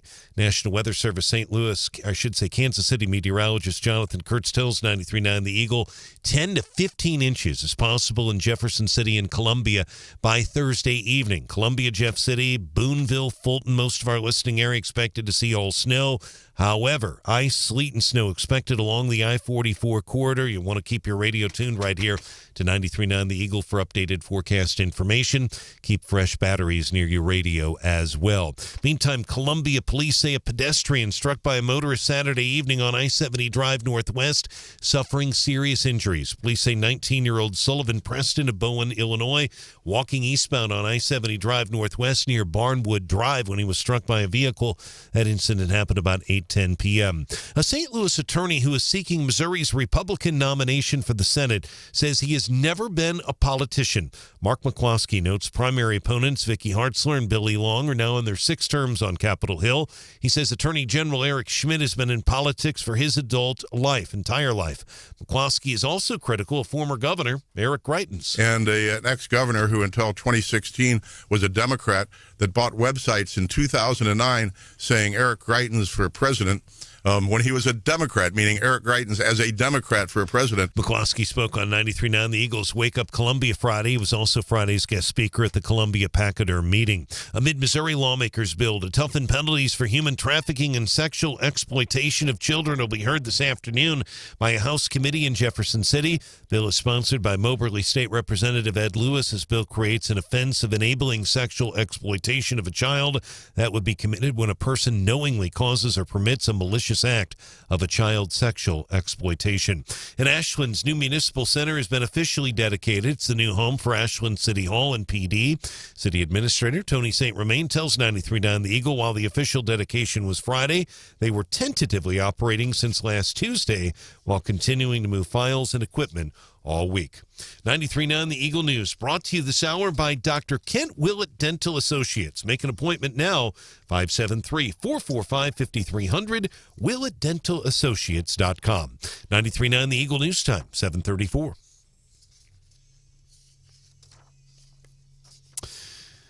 In sports, Mizzou women's hoops. They beat Alabama over the weekend, 77-61 on the road at Coleman Coliseum. Mizzou now on the year 16-6. They are 5-4 in the SEC. In the Super Bowl coming up in a couple of weeks, it'll be the Cincinnati Bengals and the Los Angeles Rams in the Super Bowl. The Bengals heading to the Super Bowl. They overcame a 21-10 halftime deficit, rallied to beat the Chiefs in overtime yesterday at Arrowhead Stadium, 27-24.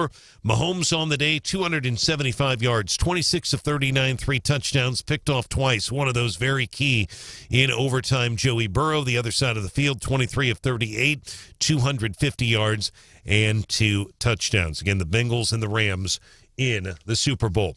Coming up in a couple of weeks. Our sports brought to you by Tiger Towing. When you can't get going, call Tiger Towing. 573-449-3754. TigerTowing.com. 93.9 The Eagle News Time, 7:36. Traffic check with MidmoHires.com. Local companies are looking for local people. MidmoHires.com to find a job near you. Roads right now are pretty quiet in mid-Missouri. Again, the National Weather Service is warning right now that Wednesday's morning commute in Columbia, Jeff City, pretty much everywhere that can hear 93.9 The Eagle, it's going to be treacherous on Wednesday morning, maybe Thursday as well. So be prepared for that. Today, just expect some rolling roadblocks, if you will, near the I-70 Sorrells overpass as MoDOT moves cranes out to try to work on the new bridge in that area. More team coverage in less than 30 minutes. Breaking news immediately. I'm Brian Hauswirth, 93.9 The Eagle.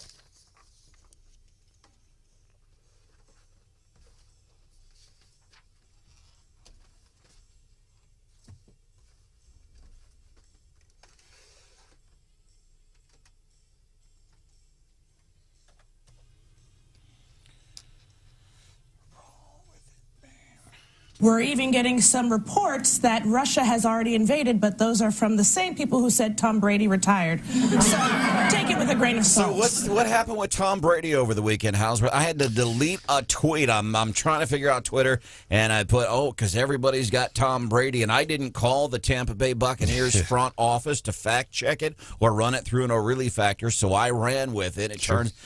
It looks like it's true. It's just word may have gotten out a little bit earlier. It's nothing official. It's so hard to say, Brandon. I mean, and again, you retweeted reputable sources. It came from Adam Schefter, who is, and he's taken some criticism for that. But he must have had if you notice what he'll say is Tom Brady is retiring as a quarterback, or he'll say, I'm just going to pick a name, Joe Smith, who doesn't exist. Joe Smith fired as the coach. He never attributes, but he's so confident in his reporting, which I still think you need to attribute. That's just me. Yeah. But Brady's agent, or I think it was Brady himself, flat out said he hadn't informed the Buccaneers of anything. So we'll see. I'm not so sure. I think he looked awfully good in that playoff game. And wording can matter too. Did Tom Brady say he's retiring, or did Tom Brady announce that he is going to be making an announcement about retiring? You get into word jujitsu, right, and it matters sometimes. And it's also important that if you're going to use the phrase word jujitsu, you know how to pronounce the word Jiu-jitsu. It's also important if you're going to tweet about education, you spell the words correctly. If you're going to tweet about education, don't misspell arithmetic. Rathert, welcome into the show. Wake Up Columbia. Hi, Stephanie. Good morning. Brian, good to see you, bud. Good to see you, my friend. There's I appreciate Hannah, you. the producer. What up? My name is Branden Rathert. Gary Nolan Show coming up 9 o'clock. I love this guy. Think Tank Thursdays on the Gary Nolan Show. Dave Roland, Freedom Center. He's on Gary Nolan Show all the time, and now he's joining us. Ranked choice voting, potentially. Heard about this in other states, man. It doesn't look good to me, but I want to see, number one, bottom line, what is ranked choice voting as it has the potential to be happening here in Missouri? So the idea is, instead of being forced to choose between just the two candidates that the major parties nominated, voters would have a choice among the top four finishers in the primary election. And if there was one candidate that they really favored and they only wanted their support to go to that candidate, all they have to do is cast one vote for that candidate. If they actually like a couple of the candidates and they want to make sure, well, if my number one choice gets knocked out, I still want to be able to support this other candidate, then they can rank the candidates in their order of preference. And if one of their more favored candidates gets knocked out, then their vote then becomes attributed to one of their second or third choices. And so the idea is to give Missourians more choice and more control over the outcome of elections, rather than having the elections largely determined by the parties themselves. So let's play out this scenario, how this might work, so we can make this as simple as possible. Let's say we have ranked choice voting. And let's say somebody's they're like, man, I like Schmidt, I like Billy Long in this 2022 U.S. Senate race, I like Hartzler, I like McCloskey. Somebody could go in and literally say, okay, I'm going to put a 1, because that's my top choice, a 1 by Schmidt, and then a 2 by Long, and then a 3 by Hartzler, or 4 by McCloskey? Yeah, absolutely. And so what will happen is in the first round of voting, they will knock out the lowest vote getter, and then if people have ranked the remaining candidates in such a way that they want their support to be thrown to one of the other candidates when their primary candidate gets knocked out, then the votes shift. And ultimately what you end up with is a candidate who can command the support of a majority of the voters. That's one of the differences between our current system and what ranked choice voting would do. Our current system, as long as you get a plurality, one more vote than any other candidate, you are elected, even if, let's say, you only got 30% of the vote overall. And so by doing ranked choice voting, ultimately what you end up with is a winning candidate who has the support of at least half of the votes that ended up being counted. So you tend to get results that have a broader range of support across the electorate, rather than somebody who is just able to get maybe one more first-place vote more than any of the other candidates, even if they only get, say 30 or 33% of support from the electorate overall. All right, Dave Roland, Freedom Center, talking ranked choice voting. What do you think of ranked choice voting from what you've heard so far? Hit us up with the text, 874-9390. So I saw an opinion piece by Representative Schroer in the Missouri Times, and he was saying that ranked choice voting benefits moderate candidates, and I think that's the main thing that I've heard from those who are opposing it. And I think, so traditionally, if you're in a Republican primary, you have to be, you want to be the most conservative candidate to get elected right now, right? To win the votes of Republicans. And so you get a conservative candidate. And I think the concern is once you push everyone into, a ranked choice system, that then you don't have that incentive to be the most conservative. Instead, you have the incentive to just appeal to the most people and be more moderate. How do you respond to that criticism by Representative Shore? I don't think that's a criticism. I think it's a feature, not a bug. So the way that our primary systems work now is it drives polarization. Like it's almost custom designed to split the electorate and to get results that appeal only to the far right or far left fringe of the voting population. And that's just not good for our country, and it's not good for our state to have polarization like that. That's why politics is such a death match these days. And so the idea of ranked choice voting is to require people to make the effort to appeal to a broader swath of the population. Now, I want to be clear, that doesn't mean you have to be less conservative. It means you have to focus on selling your conservative message to a broader swath of the population, and that's a good thing. Like, the whole idea of politics should be that we're trying to persuade the population that our ideas are superior to our opponent's ideas, instead of just trying to cultivate, a little niche within your own party. You're tasked with going out and telling people why your ideas really are better and should be accepted. And I think that's a good thing. So I don't see that as a bug at all. I think it's a feature. Well, I'll tell you why I don't like it, Dave. I'll tell you why I like the way that we're doing it now. Because it's the way we've always done it. That's my old white guy reasoning. I understand this. Not liking this. And let me make clear, you guys know me. I talk about election stuff all the time. I never tell people how I think they should vote. And there will be plenty of people that they look at this proposal and they say, you know what, I'm just not comfortable with this. I understand that. I'm not going to hold it against anybody. But what I do want to do is show that this is an idea that's really sound. And I think that it's an idea that's going to be good for our country. It's good for our state. It's an idea that has been implemented elsewhere. It was actually very popular in Utah. They started using ranked choice voting in Utah a couple of years ago. And there were a number of stories talking about the voters really, really liked how it played out.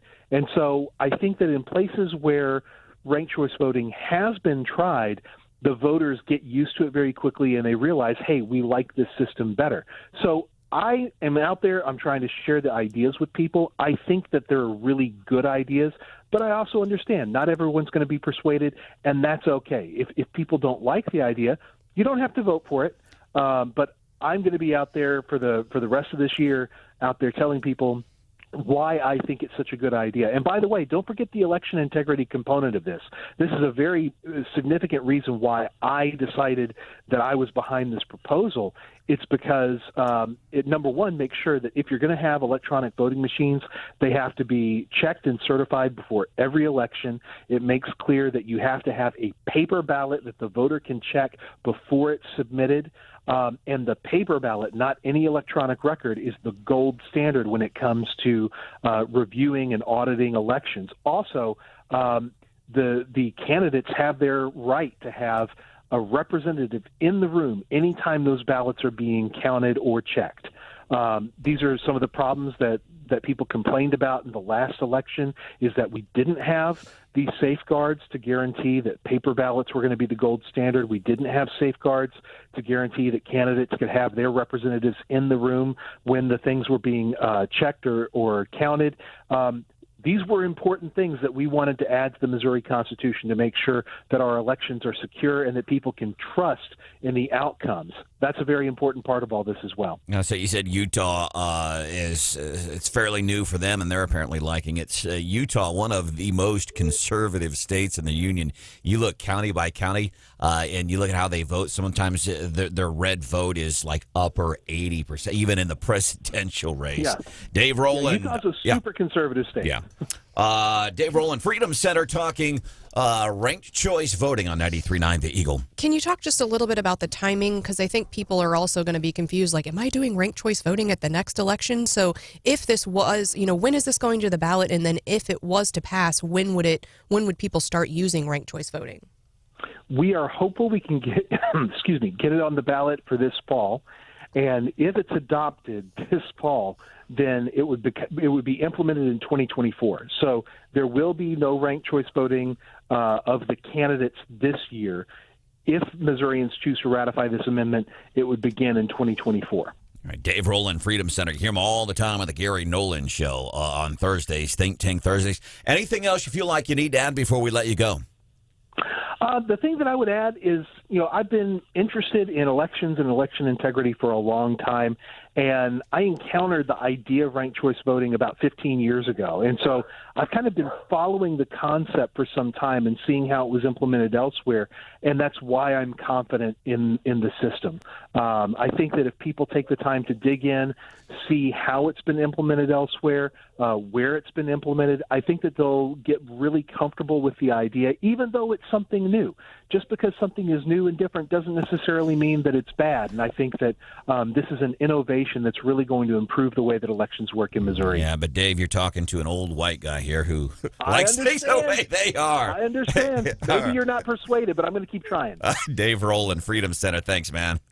Thank you. Appreciate your time here on 93.9 The Eagle. I think, is that a good reason for choosing to do something? Just because? It's the way I've always done it? Does that reasoning work? No, not necessarily. But it's also not. But just because you don't want to keep doing things that you, in the way you've always been done, it doesn't mean you should support proposals that are bad either. Coming up, what folks are saying via text about ranked choice voting. We'll do that coming up 7:53 on 93.9 The Eagle.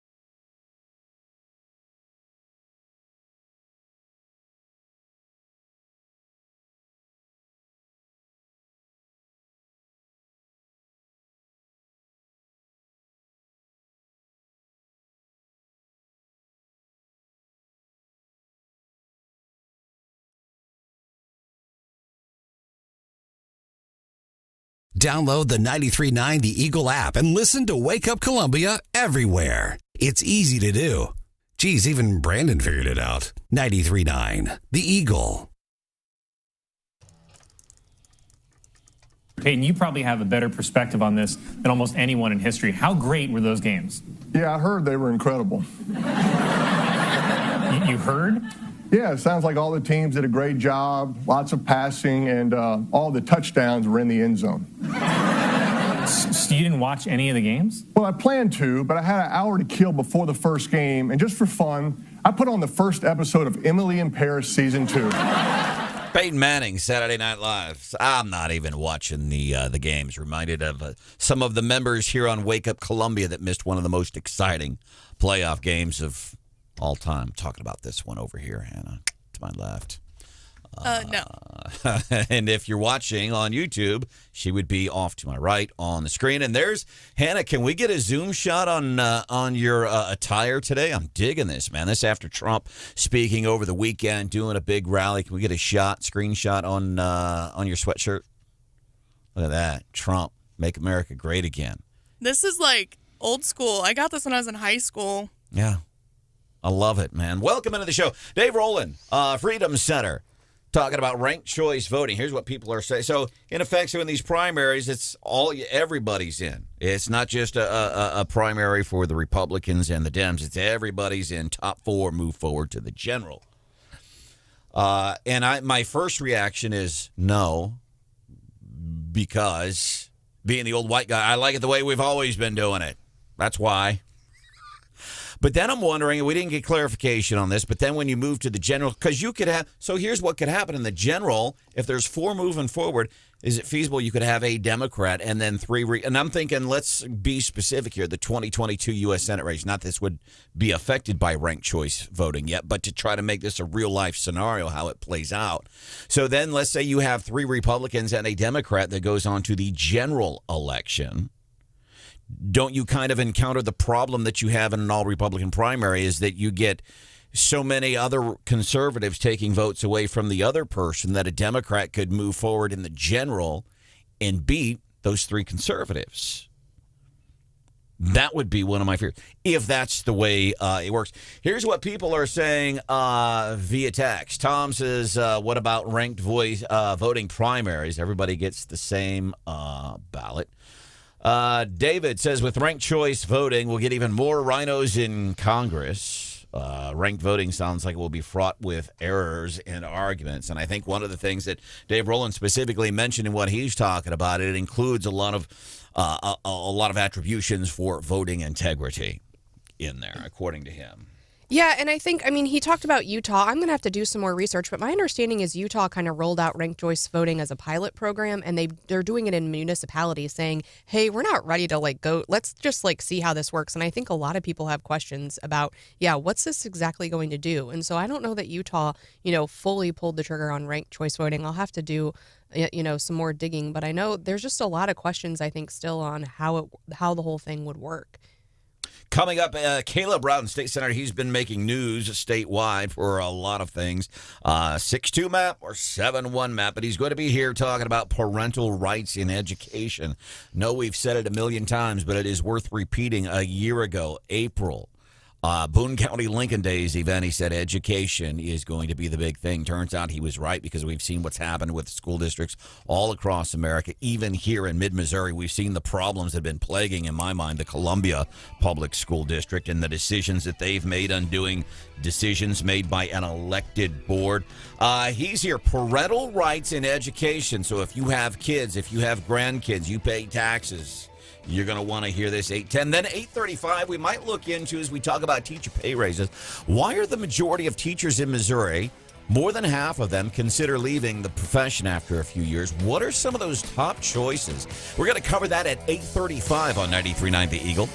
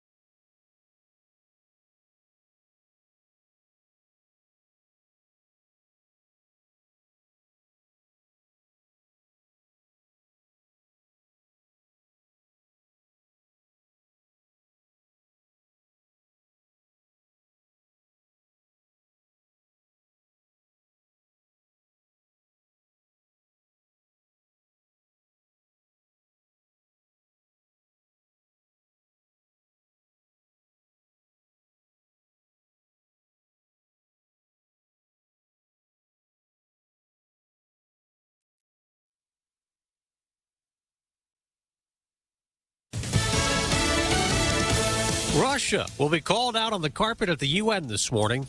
I'm Dave Anthony. Fox News confronted over its troop buildup on Ukraine's border, but Russia and its ally China can veto any action the Security Council wants to take. Fox News has confirmed that on Thursday there will be a Senate-wide classified briefing on Ukraine.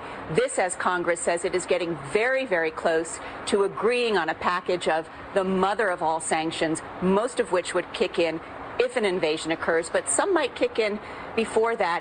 That's Fox's Amy Kellogg in Moscow. Britain is also threatening Russia with sanctions. The U.S. has condemned North Korea yet again for yet another and more provocative missile test in a nuclear standoff with the U.S. Fox's Simon Owen has an update live. Yes, Dave, North Korea is confirming suspicions about this latest weapons test. It says a missile fired yesterday was an intermediate-range ballistic missile capable of reaching American territory, specifically the U.S. island of Guam in the Pacific Ocean. It's North Korea's most significant weapons launch since 2017, and its seventh this month. Japan's defense minister called the tests unacceptable, and he said they're happening with an unprecedented frequency. Dave? Simon, the Winter Olympics start this week in Beijing. The first competition's Wednesday. Friday's the opening ceremony. 2 Democratic lawmakers have written to the U.S. Olympic Committee urging it to defend American athletes from Chinese retaliation if any of them speak out about human rights abuses. China's had a lot of COVID lockdowns before the games, and here in the U.S., COVID cases declined a third week in a row, but deaths up a fourth straight week. President Biden might make his choice this week to replace retiring Supreme Court Justice Stephen Breyer. A new ABC poll shows 76% of Americans want the president to consider all possible nominees, regardless of their race. Just 23% want him to follow through on his promise to appoint a black woman. Fox's Brooke Singman. Americans listening to Fox News.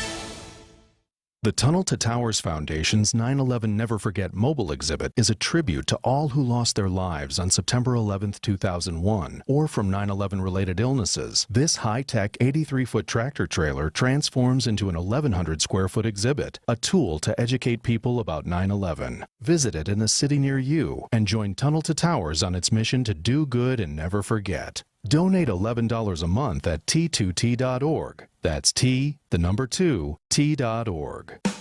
Why does Walgreens offer copays as low as $0 and 90-day refills? Because we care about Medicare, so you don't have to. I mean, do you really care to hear me go on about same-day prescription delivery making your life easier? Or how there's a pharmacy expert available 24/7 and one-click refills? Well, I just did anyways. Fill your Medicare prescriptions with Walgreens and save. $0 copays apply to Tier 1 generic drugs and select plans with Walgreens as a preferred pharmacy. Restrictions apply. See walgreens.com/Medicare for complete details.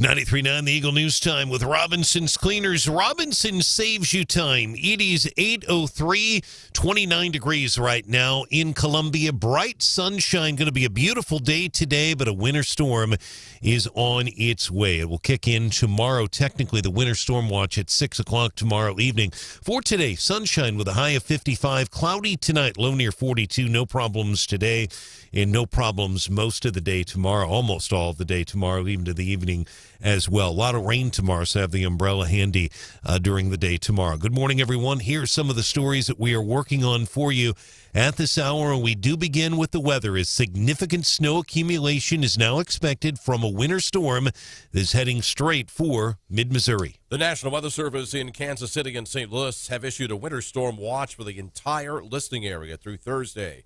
NWS St. Louis meteorologist Jonathan Kurtz tells 93.9 The Eagle that 10 to 15 inches is possible in Columbia and Jefferson City by Thursday. The I-70 corridor and most of the listening area will see all snow, but ice, sleet, and snow is expected near Lake of the Ozarks and along the I-44 corridor.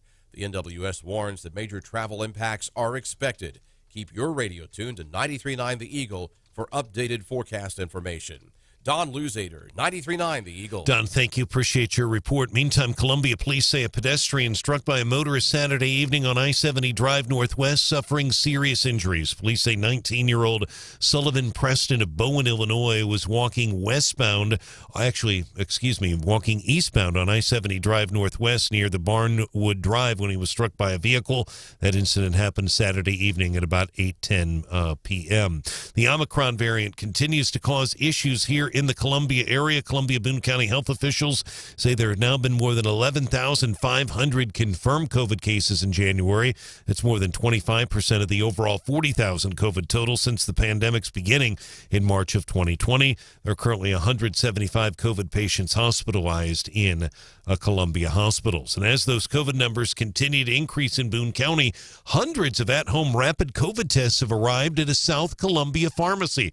The pharmacy is called NextRx. Pharmacist in charge Erica Crane tells 93.9 The Eagle it's important to test because Omicron often has cold-like symptoms. It's really important for people to kind of recognize when they start feeling a scratchy throat or sneezing, runny nose, that they have a test available so they can test quickly. NextRx is located on Falling Leaf Lane. That's near 63 in Grindstone. They're open weekdays 9 to 6, Saturdays as well. In Jefferson City, Missouri, K-12 education officials will be testifying here in a few hours in Jefferson City about teacher recruitment and retention. Governor Parson has called for increasing the starting baseline salary for new Missouri teachers to $38,000. The minimum teacher salary in Missouri under state statute is now $25,000. The average starting teacher salary in the state, $32,970. The governor says half of Missouri's new teachers leave the profession by their 5th year. He described that during State of the State as unacceptable. House Budget Committee Chair Cody Smith tells 93.9 The Eagle the committee also wants to hear today from DESE about their federal spending proposals, specifically how they're addressing learning loss and teacher recruitment and retention. In legislation requiring state officials to produce a detailed annual report about child sex trafficking victims will be heard by a Missouri House committee here in less than 4 hours at the Capitol in Jefferson City. The bill is sponsored by State Representative Ed Lewis of Moberly. His bill requires DSS to issue a report to the State Department of Public Safety and the Attorney General's office each January. Under his bill, the report would include the number of child sex trafficking victims in Missouri during the previous year, the name of the organization each victim was told to contact, and an annual update on each child victim. Again, that bill will be heard today at noon if you want to testify at the State House in Jefferson City. Our news is brought to you live this morning by MU Healthcare. Join us February 24th and 25th for the 16th annual MU Healthcare Children's Hospital Miracles for Kids Radiothon. You can give now, muhealth.org/radiothon. 93.9 The Eagle News Time, 8:07.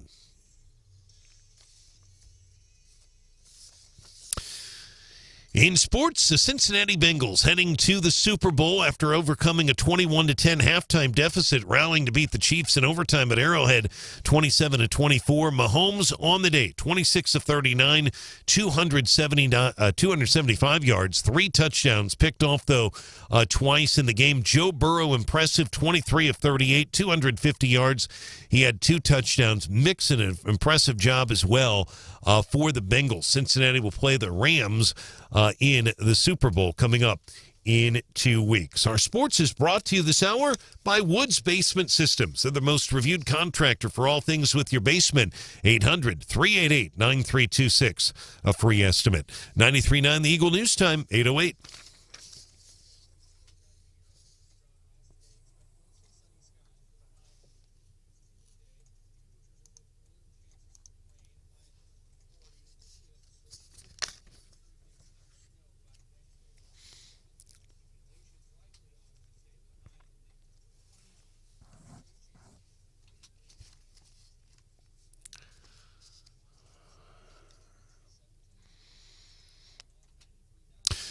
All right, John, thank you. John on TV, he still reminds me a lot of John Fougere, for those of us who've been in the area. If you look at John's face and John Ross, a lot of similarities. 2 great guys as well. John, thanks for your good work today. Our weather brought to you by 5-Star Service, stevespestcontrol.com. Our news time, 8:09. And our traffic check with MidmoHires.com. Local companies looking for local people. MidmoHires.com. Find a job, post your job opening today. Roads are pretty quiet in mid-Missouri. Again, that winter weather advisory will kick in tomorrow night at 6 o'clock, and be aware of the Sorrells overpass today. Those rolling roadblocks, if you will, 10 to 2 today. So they're going to be working in that 4-hour window. Those will be 5 minutes at a time. So be prepared for some delays if you're out in that area. More team coverage at 8:30. Breaking news immediately. I'm Brian Hauswirth, 93.9 The Eagle.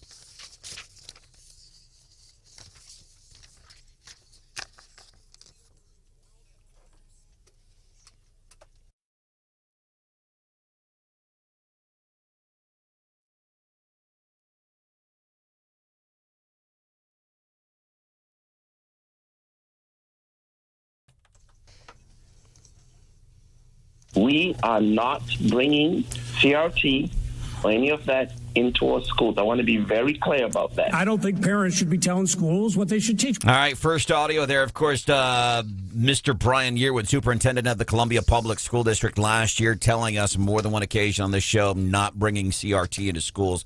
We know now that is a lie. I'm looking at a homework assignment right now. Would you recommend starting, this is from a fourth grader in the Columbia Public School District, would you recommend starting a colony in the Americas, and why do you feel that way? Is this kid in the fourth grade handwriting? No, because I will feel bad about the black people, and I will feel bad about the colonies. So they're lying to you. Now, there's no course that says, hey, here's CRT 101, and next year you get to take CRT 102 or 201. That's not happening. They lied. He lied on that show. I think everybody knew at the time it was going to be a lie. And they're saying, well, there's no course, there's no CRT. It's in the schools. Lying to you. Lying, in my opinion. And then, obviously, we heard Terry McAuliffe, the failed gubernator. He was the incumbent, lost the governorship race in Virginia because of that comment. I don't think parents have any business saying what their kids should be doing in school. We're taking a different tact than Mr. McAuliffe did. As a matter of fact, State Senator Caleb Rowden is joining us here on the show. We're talking about MOCAP, the Missouri Course Access and Virtual School Program, for almost a year now, Stephanie. Have brought up April 2021. You said Boone County Lincoln Days education is going to be the big issue, and we've seen it be a big issue among thousands of parents, especially in the Columbia Public School District, seeing it all across Missouri and all across the nation, really. What is it that you try to do with the Missouri Course Access and Virtual School Program, Senator? Well, we started the idea of expanding it a few years ago, 2018, I believe.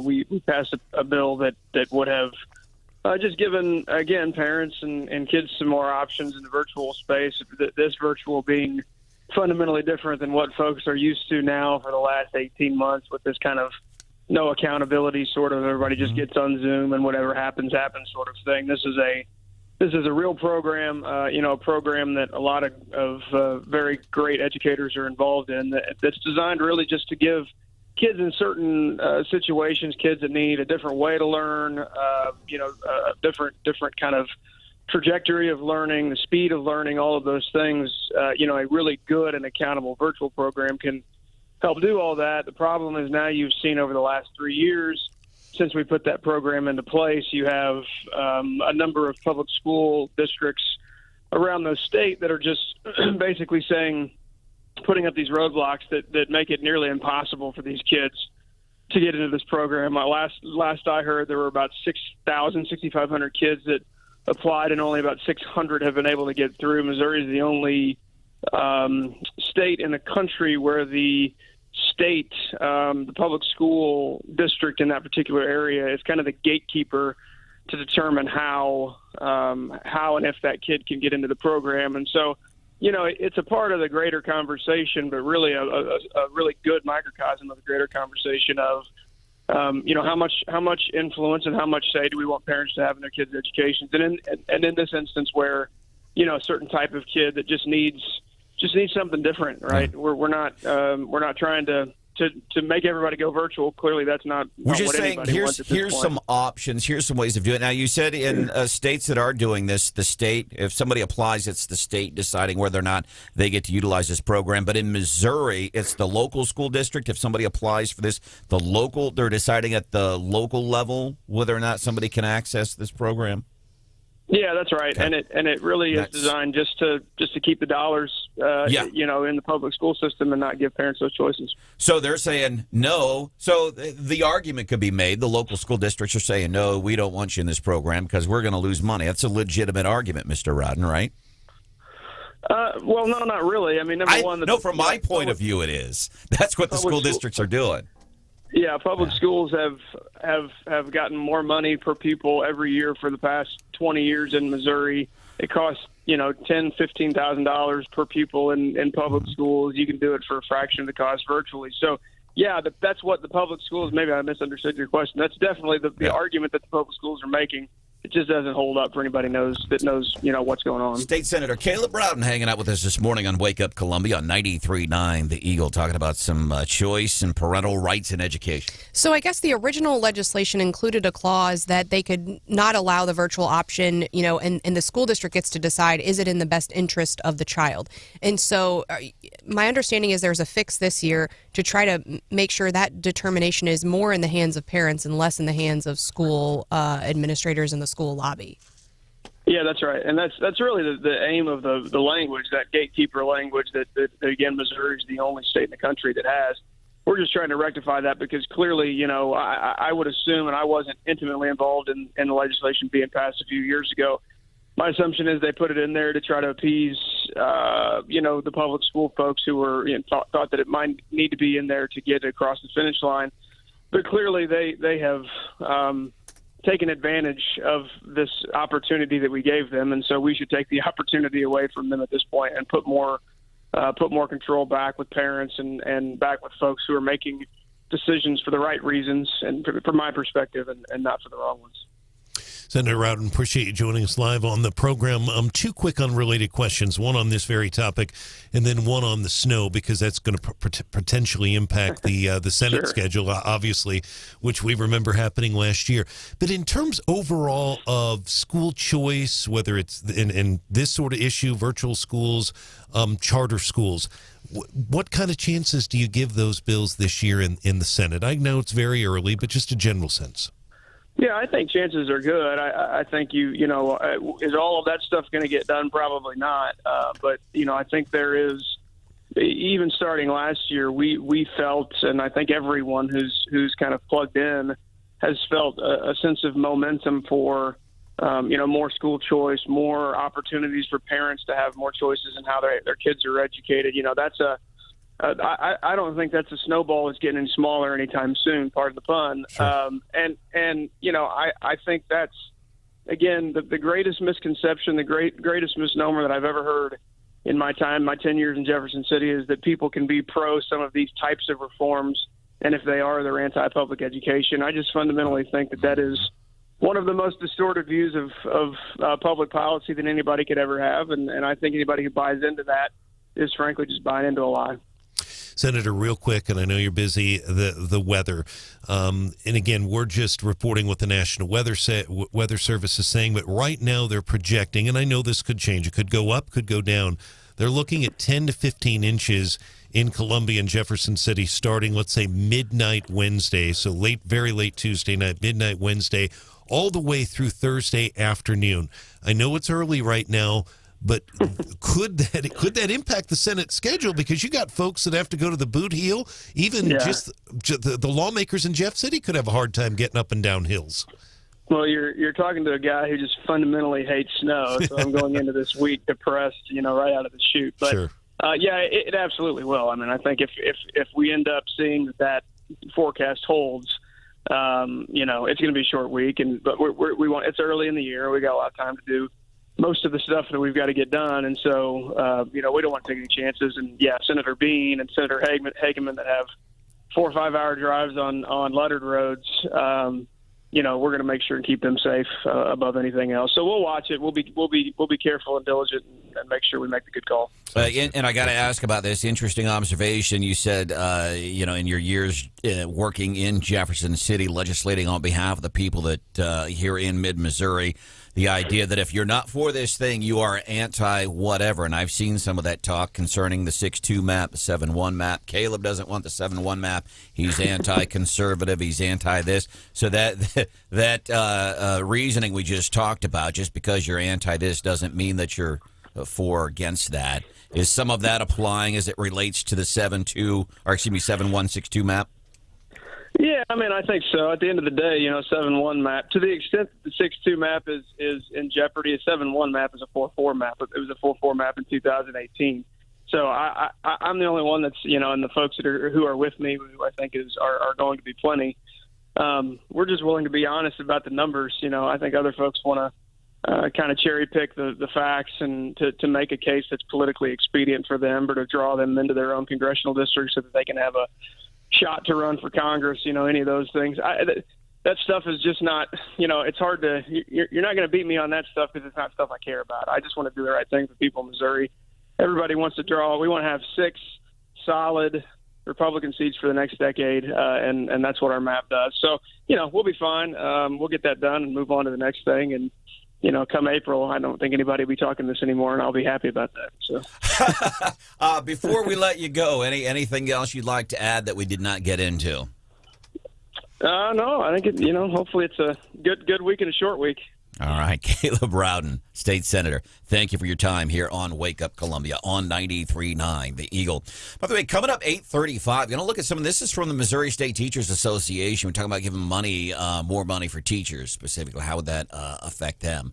Let's look at the top reasons they are leaving the profession, according to some polling done by the Missouri State Teachers Association. We'll have that coming up 8:35 for you here on 93.9 The Eagle. Also have the morning bell coming up just a few minutes from now. What might we find in business news today, Steph? So if Tom Brady does retire, what's next for him? What would he do?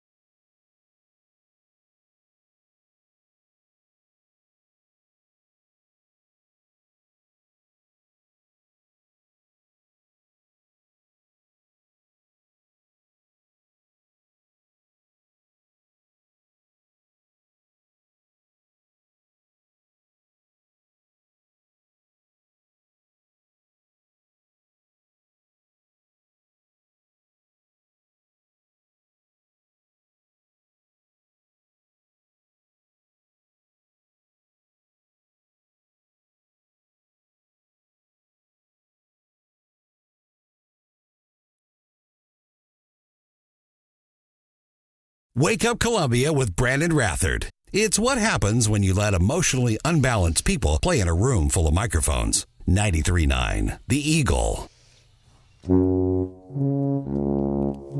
Chiefs fans, is this how we feel this morning? Think this is accurate? It sums it up. It's not quite sad enough for me. Chiefs lose. Traffic jams maybe on I-70 today for intermittent closures while they work on the Sorrells Road overpass. Maybe snow coming the next few days. Monday. What else can we do to heap it on and make everybody miserable? God. Welcome into the show. It's Wake Up Columbia. Stephanie Bell, Hannah the producer. I'm Branden Rathert.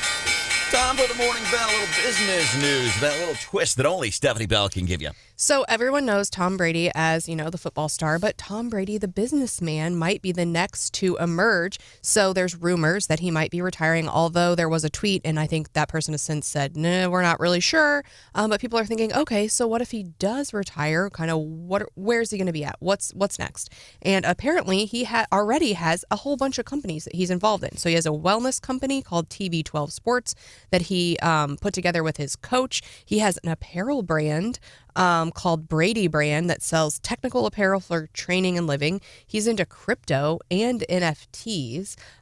He and his wife have taken a stake in the crypto platform FTX.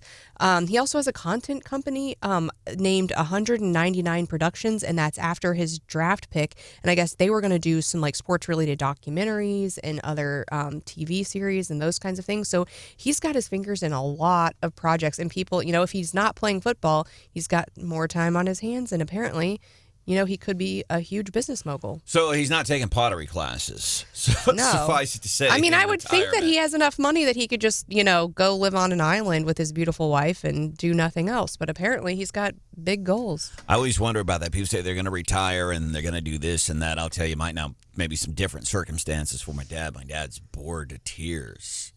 I would like to think I would do something fun, but I don't know if I could quit doing this. Well, and his interest is in sports. So it's like Tony Romo, right, is now a really great announcer. So a lot of these folks go into announcing, and you think, is he going to keep his career in sports? And some of these are sports related, but not all of them are. Welcome into the show. Coming up 8:35 here on 93.9 The Eagle. Want to look at, these teachers, Missouri State Teachers Association did a poll. Why is it that teachers are leaving the industry? And a lot of folks right now are pointing to low pay. So they did a survey. Did low pay show up on the survey that they did? Did low pay show up in there? And what were some of the other things that teachers said, okay, here's why we're leaving, some consistency in the answers that they've. Excited to share that with you coming up at 8:35 here on 93.9 The Eagle and 93.9theeagle.com, where you can listen live. And, of course, watch the show. Just go to our YouTube channel, search 93.9 The Eagle, and you can watch on your laptop, watch on your desktop, and you can watch on your smart TV every morning. Just go to YouTube, search 93.9 The Eagle Live, and you can watch the show. Good morning. It is 8:30.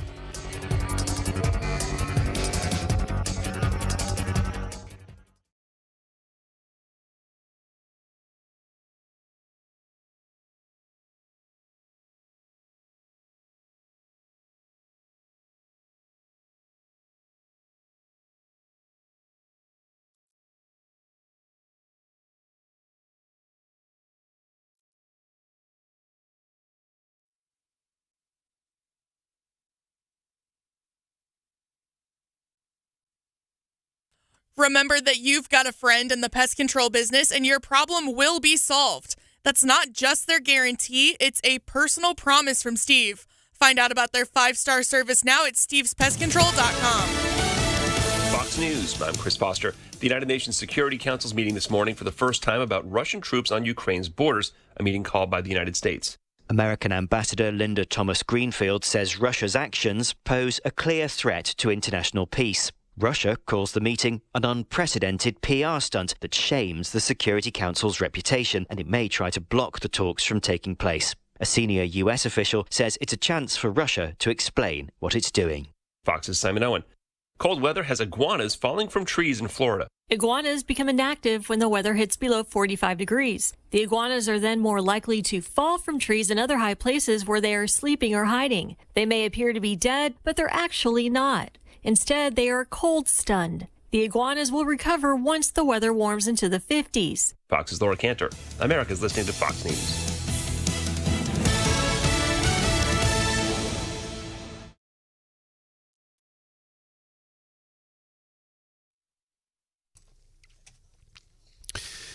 .939 The Eagle News Time with Robinson's Cleaners. Robinson saves you time. Bright sunshine right now in mid-Missouri.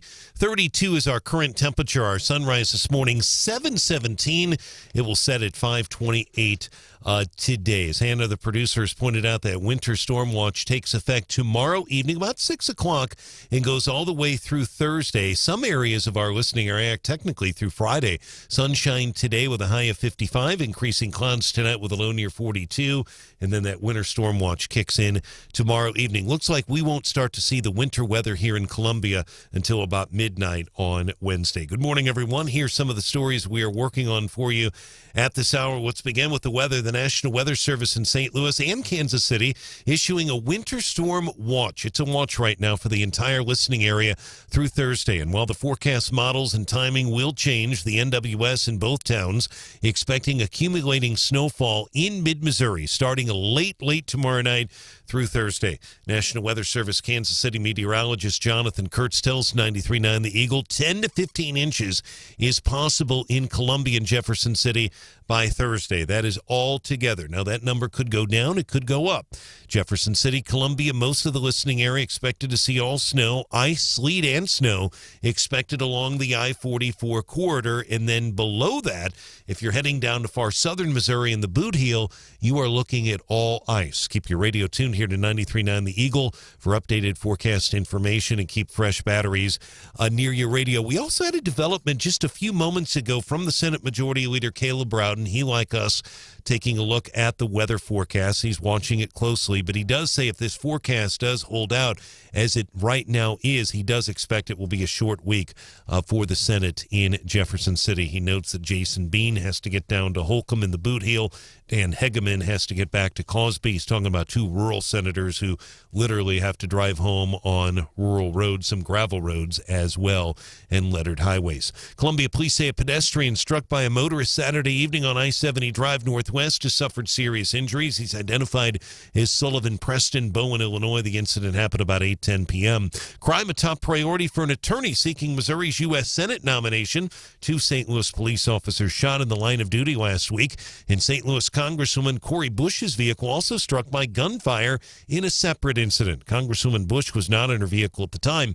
Senate candidate Mark McCloskey addressed the issue on 93.9 The Eagle's Wake Up Columbia. St. Louis is a war zone. I mean, I can't overemphasize the irony of Cori Bush complaining about somebody shooting at her vehicle. She stood right in front of me with a megaphone chanting, "You can't stop the revolution. You can't stop the revolution." McCloskey referring to a highly publicized incident in 2020 outside his home in St. Louis's Central West End. As for Congresswoman Cori Bush, she tells St. Louis TV station KSDK, any act of gun violence shakes your soul. She also says it's important to eradicate the root causes of gun violence. And a mid-Missouri lawmakers' bill to toughen penalties for human trafficking will be heard this afternoon by House Committee in Jefferson City at noon. Moberly Representative Ed Lewis's bill also creates the offense of enabling sexual exploitation of a child. I linked to that bill. It's House Bill 2032. It's just a couple of pages. You can read it in its entirety along with the story of what he's trying to do on our website, 939theeagle.com. Our news brought to you live this morning by Hemi Construction, homes and lots in the southwest neighborhoods of Chapel Hill Meadows, Nursery Heights, Creek's Edge, and Timber Brook. That is Hemi Construction. 93.9 The Eagle News Time, 8:34.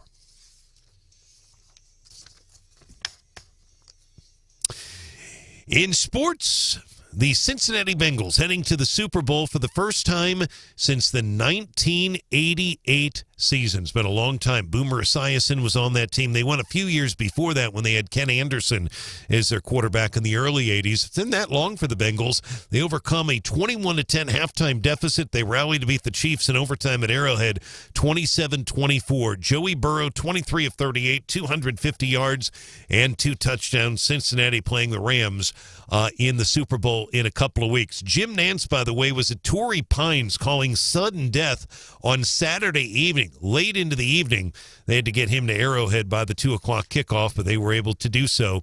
He called both the golf and he called the AFC Championship game. Mizzou women's hoops, they beat Alabama by a score of 77-61. Coleman Coliseum, Williams and Hanson leading the way for Mizzou, 18 and 17 points respectively. On the year, Mizzou women 16-6. They are 5-4 in the SEC. And sports brought to you by Missouri Heart Center, comprehensive cardiovascular care in the heart of Missouri. MoHeartCenter.com. Our news time 8:36. And our traffic check, MidmoHires.com. Local companies are looking for local people. MidmoHires.com. 93.9 The Eagle and 93.9TheEagle.com.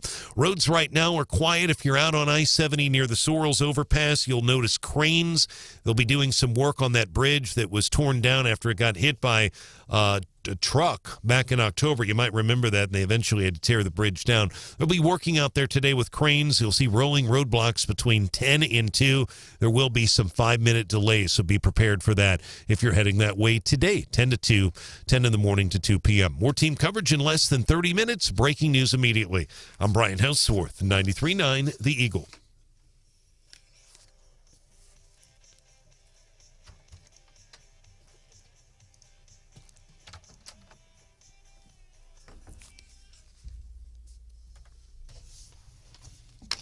Well, the stock market is plummeting, and there's a threat of a land war in Europe. So it looks like Democrats were right. Joe Biden is the next FDR.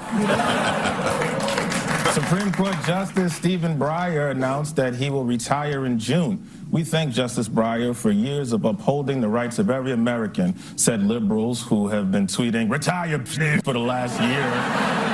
You know, it gets me about a lot of folks in the Saturday Night Live audience is that joke from Colin Jost there is brilliant. Biden really is the next FDR. Stock market's tanking, getting ready for another. But that's a funny joke, but the people in the audience, they don't get it. Else they would have laughed harder.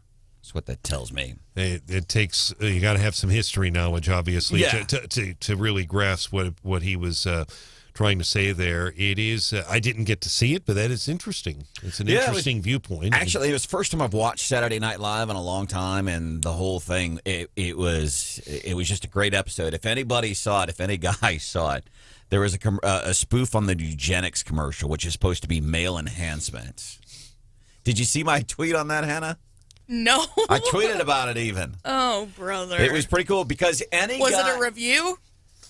Yeah, I guess kind of. So it's a commercial for a male enhancement product, but it's an honest commercial for a male enhancement product. And I promise you, just about any guy who's been around other guys seeing one of those commercials come on, like the ones with Frank Thomas, if you saw this skit on Saturday Night Live, every guy is going, yes, that's happened before. I'm not seeing your tweet. Got to be up there. It was a retweet, maybe. I don't know. I probably didn't. Welcome into the show. There's Stephanie Bell. Good morning. Old white dude trying to learn Twitter, man. There's Brian Hauswirth, who has Twitter down. How do we find you on Twitter? At Brian on the Air. And if I could give a quick shout out, Branden, you and Stephanie and Hannah and myself have some young fans. I was at the Our Lady of Lourdes pancake breakfast yesterday, running some errands, and met and can't remember the two children's names. They were very young, but Roger's their father. He works for MoDOT. One young girl is 9. She's been listening to Wake Up Columbia for 4 years. The other young girl is going to go to kindergarten at Our Lady of Lourdes. They love the Wake Up Columbia. The only complaint, they miss the song. The jingle? They miss the little girl said she used to sing it in her car, but they really spoke highly, and it was great to meet them. They're very, very nice. Very nice. I've got some 93.9 The Eagle shirts in my car and met a guy by the name of Dennis Cribbs over the weekend. I'm like, hey, dude, here's a shirt, man. And by the way, we only have 2 more Let's Go Branden shirts. If because people are saying, hey, man, you got to get some more of these shirts. We got them from D-Sport Graphics. We're about out, but I'm sure D-Sport Graphics would do some for you. Hannah, the producer, is here. What up? My name is Branden Rathert. Phone number is 874-9390, 874-9390. Hauswirth, you may have, I don't know if you've ever heard, we met Hannah when she was very young. Centralia. Yeah, Centralia High School. Listening to the show one day, she's in class. Instead of doing her homework, she's calling the show. And that's how we met, and she's just about been here ever since. That's great. Yeah. And she was a fan of the show. I was, all because my dad used to listen to Sean Hannity in the afternoons when he'd pick me up from school. Hated it when I was growing up. When I got my driver's license, I started to go, I kind of missed that on my way home from school every day. By the way, Hannah's sporting Trump sweatshirt today. I'm liking it. So if you're watching on Facebook or on the YouTube video. This was another high school purchase. Welcome into the show. One of the big things in the legislative session this year raises state employees, teachers specifically. What's being talked about? They're not paid well. Teachers. When we compare to the other states, and I've never been a big fan. Well, we got to compare to what this city's doing with their parks or what teachers are getting in other states. But I get it. Kind of shows you where you are potentially on the ladder of things. But then you get into, well, what about cost of living? And I don't know if that's something people really take into consideration. But why is it that teachers are leaving? Is it just the pay? Missouri State Teachers Association, I think they do kind of like a polling or a survey every year. Why are you leaving? Why are you leaving? We want to get into that. But this is a big deal for state employees. It really is. And, of course, you got the state employee pay raise, which is a little separate, but again, kind of ties in. And then today at noon, Dr. Van Dieven will be there. Branden, as you know, she is the DESE commissioner, but probably more of their budget folks will be the ones presenting. Again, Cody Smith doesn't know exactly who's going to be testifying, but Van Dieven will be there, the commissioner. But really what Cody Smith told me, the House Budget Committee chairman, he wants to hear about their federal spending proposals because there's a lot of money coming in from the Biden administration and that bill that passed. I mean, a lot of that, and a lot of it is coming from the Trump administration before, too. I mean, a lot. He wants to know what their plan is for the loss of learning and for teacher retention. And it's the governor is saying that half of the teachers leave by their fifth year. The governor, and you covered it, did a great job at the State of the State. The governor's comment on that, and this was a direct quote, he said that is unacceptable. So he wants that baseline salary bumped up to $38,000. And we'll see what happens. But that will be an interesting hearing today. No decision. They won't vote or anything, but it will be a hearing, and we'll get a chance to hear what DESE has to say. For what surveys are worth, because you can ask questions, you can lead people into a certain answer that you want, or you can specifically not ask certain questions. But latest survey from the Missouri State Teachers Organization, they talked to almost 3,000 educators, and they did kind of a wellness survey and asked a series of questions. One of the questions they asked, do you contemplate leaving the profession? 51% said often to very often. So more than half of the teachers in this polling, if we use this as a representation of Missouri public school teachers, more than half often or very often think about leaving. Why do they think about leaving? Well, they have a lot of different options, and they're stressed, right? And that's what they said. 62% of say that this year is more stressful than last year, and they list a whole bunch of motivators. But I would ask, like, people in healthcare, how many of those people have woken up in the last year and said, you know what, it's not worth it. I'm tired of this, And so it's interesting to me, how many people in any job this year say it's more stressful than last year. I would say most people would say that. But teachers, they're saying common sources of their stress are student behaviors, student motivation, substitute shortages, implementation of new programs. And that's one that caught my attention, implementation of new programs or initiatives. We know Columbia Public School District paid out over $5,000 for teachers to be educated on the 1619 project, what's the institute I'm trying to think of that's related to 1619 project? The Nobel Institute, somebody like that. But that's what I see in this survey. Implementation of new programs or initiatives? Could it be a lot of these teachers, yeah, they're trying to bring CRT into these schools? See, and I see again, a comparison to other professions. So again, student behaviors is why teachers are stressed. Can you imagine healthcare workers and the behaviors of people who are coming in to get healthcare who can't have their loved ones, who I'm sure that causes stress, and substitute shortages. How many people in their workplace have been stressed because there's a labor shortage and they're overworked because they don't have enough employees? I mean, it repeats in every industry. And so again, I feel like the teachers have a good lobby and they can push this out there, but it's no different than what, other folks are facing. And how many other people think I should be paid more? I think a lot of people. Has anybody ever said, do you think you should be paid less? Right. I've had one job in my life where I'm like, y'all are paying me. When I was a ski guide and a zip line guide, they dumped in my mind, ridiculous amounts of money on me to take other people skiing all day and to take other people ziplining. But did you ever tell them that they were overpaying you? No. And so it's interesting that we have this data. I think it's helpful, but I think more importantly, it tells you more generally, not just about teachers, but about people who are working in general, what stressors they're facing and how hard the last 2 years have been. And it doesn't just apply to teachers. I think it applies much more broadly than that. The one point, too, I would make, Stephanie, is you mentioned healthcare workers, and Representative Justin Hill, who has since resigned to take a job down in Florida, he actually had hearings on the healthcare, and the bill didn't go anywhere because they ran out of time. But the numbers he presented before his committee, and it was the Nurses Association and Cox Health out of Springfield, the number of assaults that have been committed by people against the doctors and nurses and security officials was staggering. It was I think Cox had just alone at their facilities, it was in the hundreds. But we'll see what happens. I don't know if that's still going on, but that definitely came out at the Capitol last year. In this Missouri State Teachers Association survey of some 3,000 teachers, so the top two things, common sources of stress, why more than half of the teachers think about leaving the school, leaving their jobs often or very often. More than 51% say, yeah, I think about this pretty often. Student behaviors, student motivation, top two on the list. And I remember my parents, when they would go to parent-teacher conferences, basically my parents would walk into the room, meet with the teacher, and first thing, without anything being said, my parents would be, I'm sorry for Branden's behavior. Not that I was a bad student.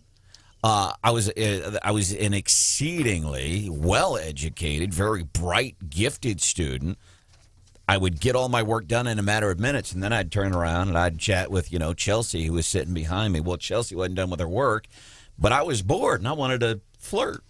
And I would get in trouble. I would get straight A's, but I would get talks too much in class, disrupts other students. That's the thing. It's students, and I can see it for these teachers. They're having to deal with people like me based on the kind of student I was in school. Yeah, I can see your frustration. Well, and throwing money at this problem isn't going to help. I mean, throwing money doesn't change at a teacher. Raising teacher salaries isn't going to change student behavior or student motivation. And it makes you wonder why the schools are throwing up roadblocks to things like Senator Rowden was talking about, like virtual education. If student behavior and student motivation is a problem in your classroom, then maybe what it's saying is that's not a great fit for that student. You know what might be a greater fit? A virtual classroom option. And if that student's going to virtual school, guess what? You no longer have them in the classroom, and you don't have their behavior problems, and you don't have their motivation problems, because they're getting a better fit. They're doing virtual school. But you know what the school's doing? It's forcing them to be in the classroom to cause those motivation and behavior problems. And why? Yeah, for money. Yeah. And so, I mean, you think about this, and the schools could help us solve some of these problems and students are going to be more motivated, and they're going to have better behavior if they're in a school or in an educational setting that's a good fit for them. And it's not saying that, public school isn't a good fit for the majority of students, but there are students who would be better served either in a different schooling program or in virtual schools, and schools are the ones preventing students from getting those options. And I wonder if you're a frustrated teacher, or whatever profession you're in. Let's say there's something that's just driving you insane, you're frustrated, you think about leaving. Because I think about the things that frustrate Hannah here. Could you read my face? I was trying not to give too much away there. But here's the thing. So I think about my frustrations or your frustrations. Is there an amount of money that would fix that in your mind? So for a teacher saying, I'm bummed out by student behavior and lack of motivation, is there an amount of money that's going to, student's not motivated, but look at this, I'm making bank over here. It doesn't matter. Coming up here on 93.9 The Eagle, I think we're going to do some leftovers. There is a new business opening in Columbia, and I am so excited for Stephanie Bell.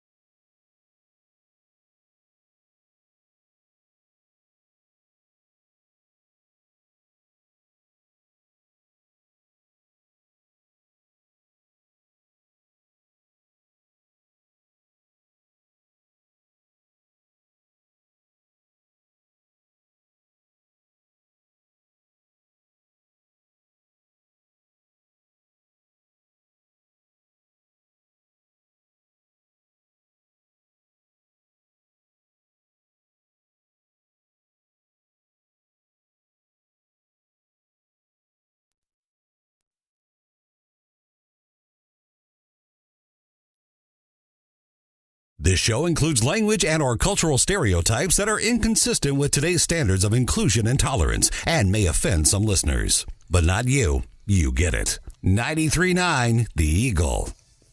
I mean, you take away the good things, just like any season. It's definitely disappointing. I mean, here with this group of guys that we have, we expect to be in that game and to win that game. And Patrick Mahomes following yesterday's heartbreaking loss in the AFC Championship game to the Cincinnati Bengals. Patrick Mahomes saying, hey, I didn't play up to snuff in the second half. And even Chiefs head coach Andy Reid saying, yeah, maybe I should have made a different play call there at the end of that first half. Always next year. Welcome into the show. Stephanie Bell, Brian Hauswirth, Hannah, the producer, is here. My name is Branden Rathert. Here's a big old serving of leftovers on 93.9 The Eagle. Enjoy. Here's some of the things we didn't get to on the show this morning. Here's a business I think Stephanie's going to love this, opening up in Columbia. What? Does it have something to do with food and my hatred of certain foods? Oh. Let me take another selfie. Oh. There's a selfie studio opening up in Columbia, and I thought that you would, because we tease you because you're the big sister here, but we tease you about your love of selfies. Not on the level of Jefferson City Mayor Carrie Turgeon, who is the selfie queen. She's a selfie queen, and she owns that, right? Yeah, she's all about that. But we like to tease Stephanie a little bit for her selfies every morning. But apparently, and I love this, and I hope these folks do well. Katrina and Ernest Daniels, according to the Columbia Daily Tribune, have opened up a business. It's a selfie studio, selfie games, selfie wall inside the mall. I think we need to take a family field trip. To go to the selfie Wake Up store. Columbia family field trip. I like it. I like it too. Coming up, get ready for the Gary Nolan Show, the podcast of today's show. Go check it out. You just go to our website, 939theeagle.com. It's the show. It's like Reader's Digest, the condensed version, all the good stuff. See ya. Bye. All right. I'm going to make sure that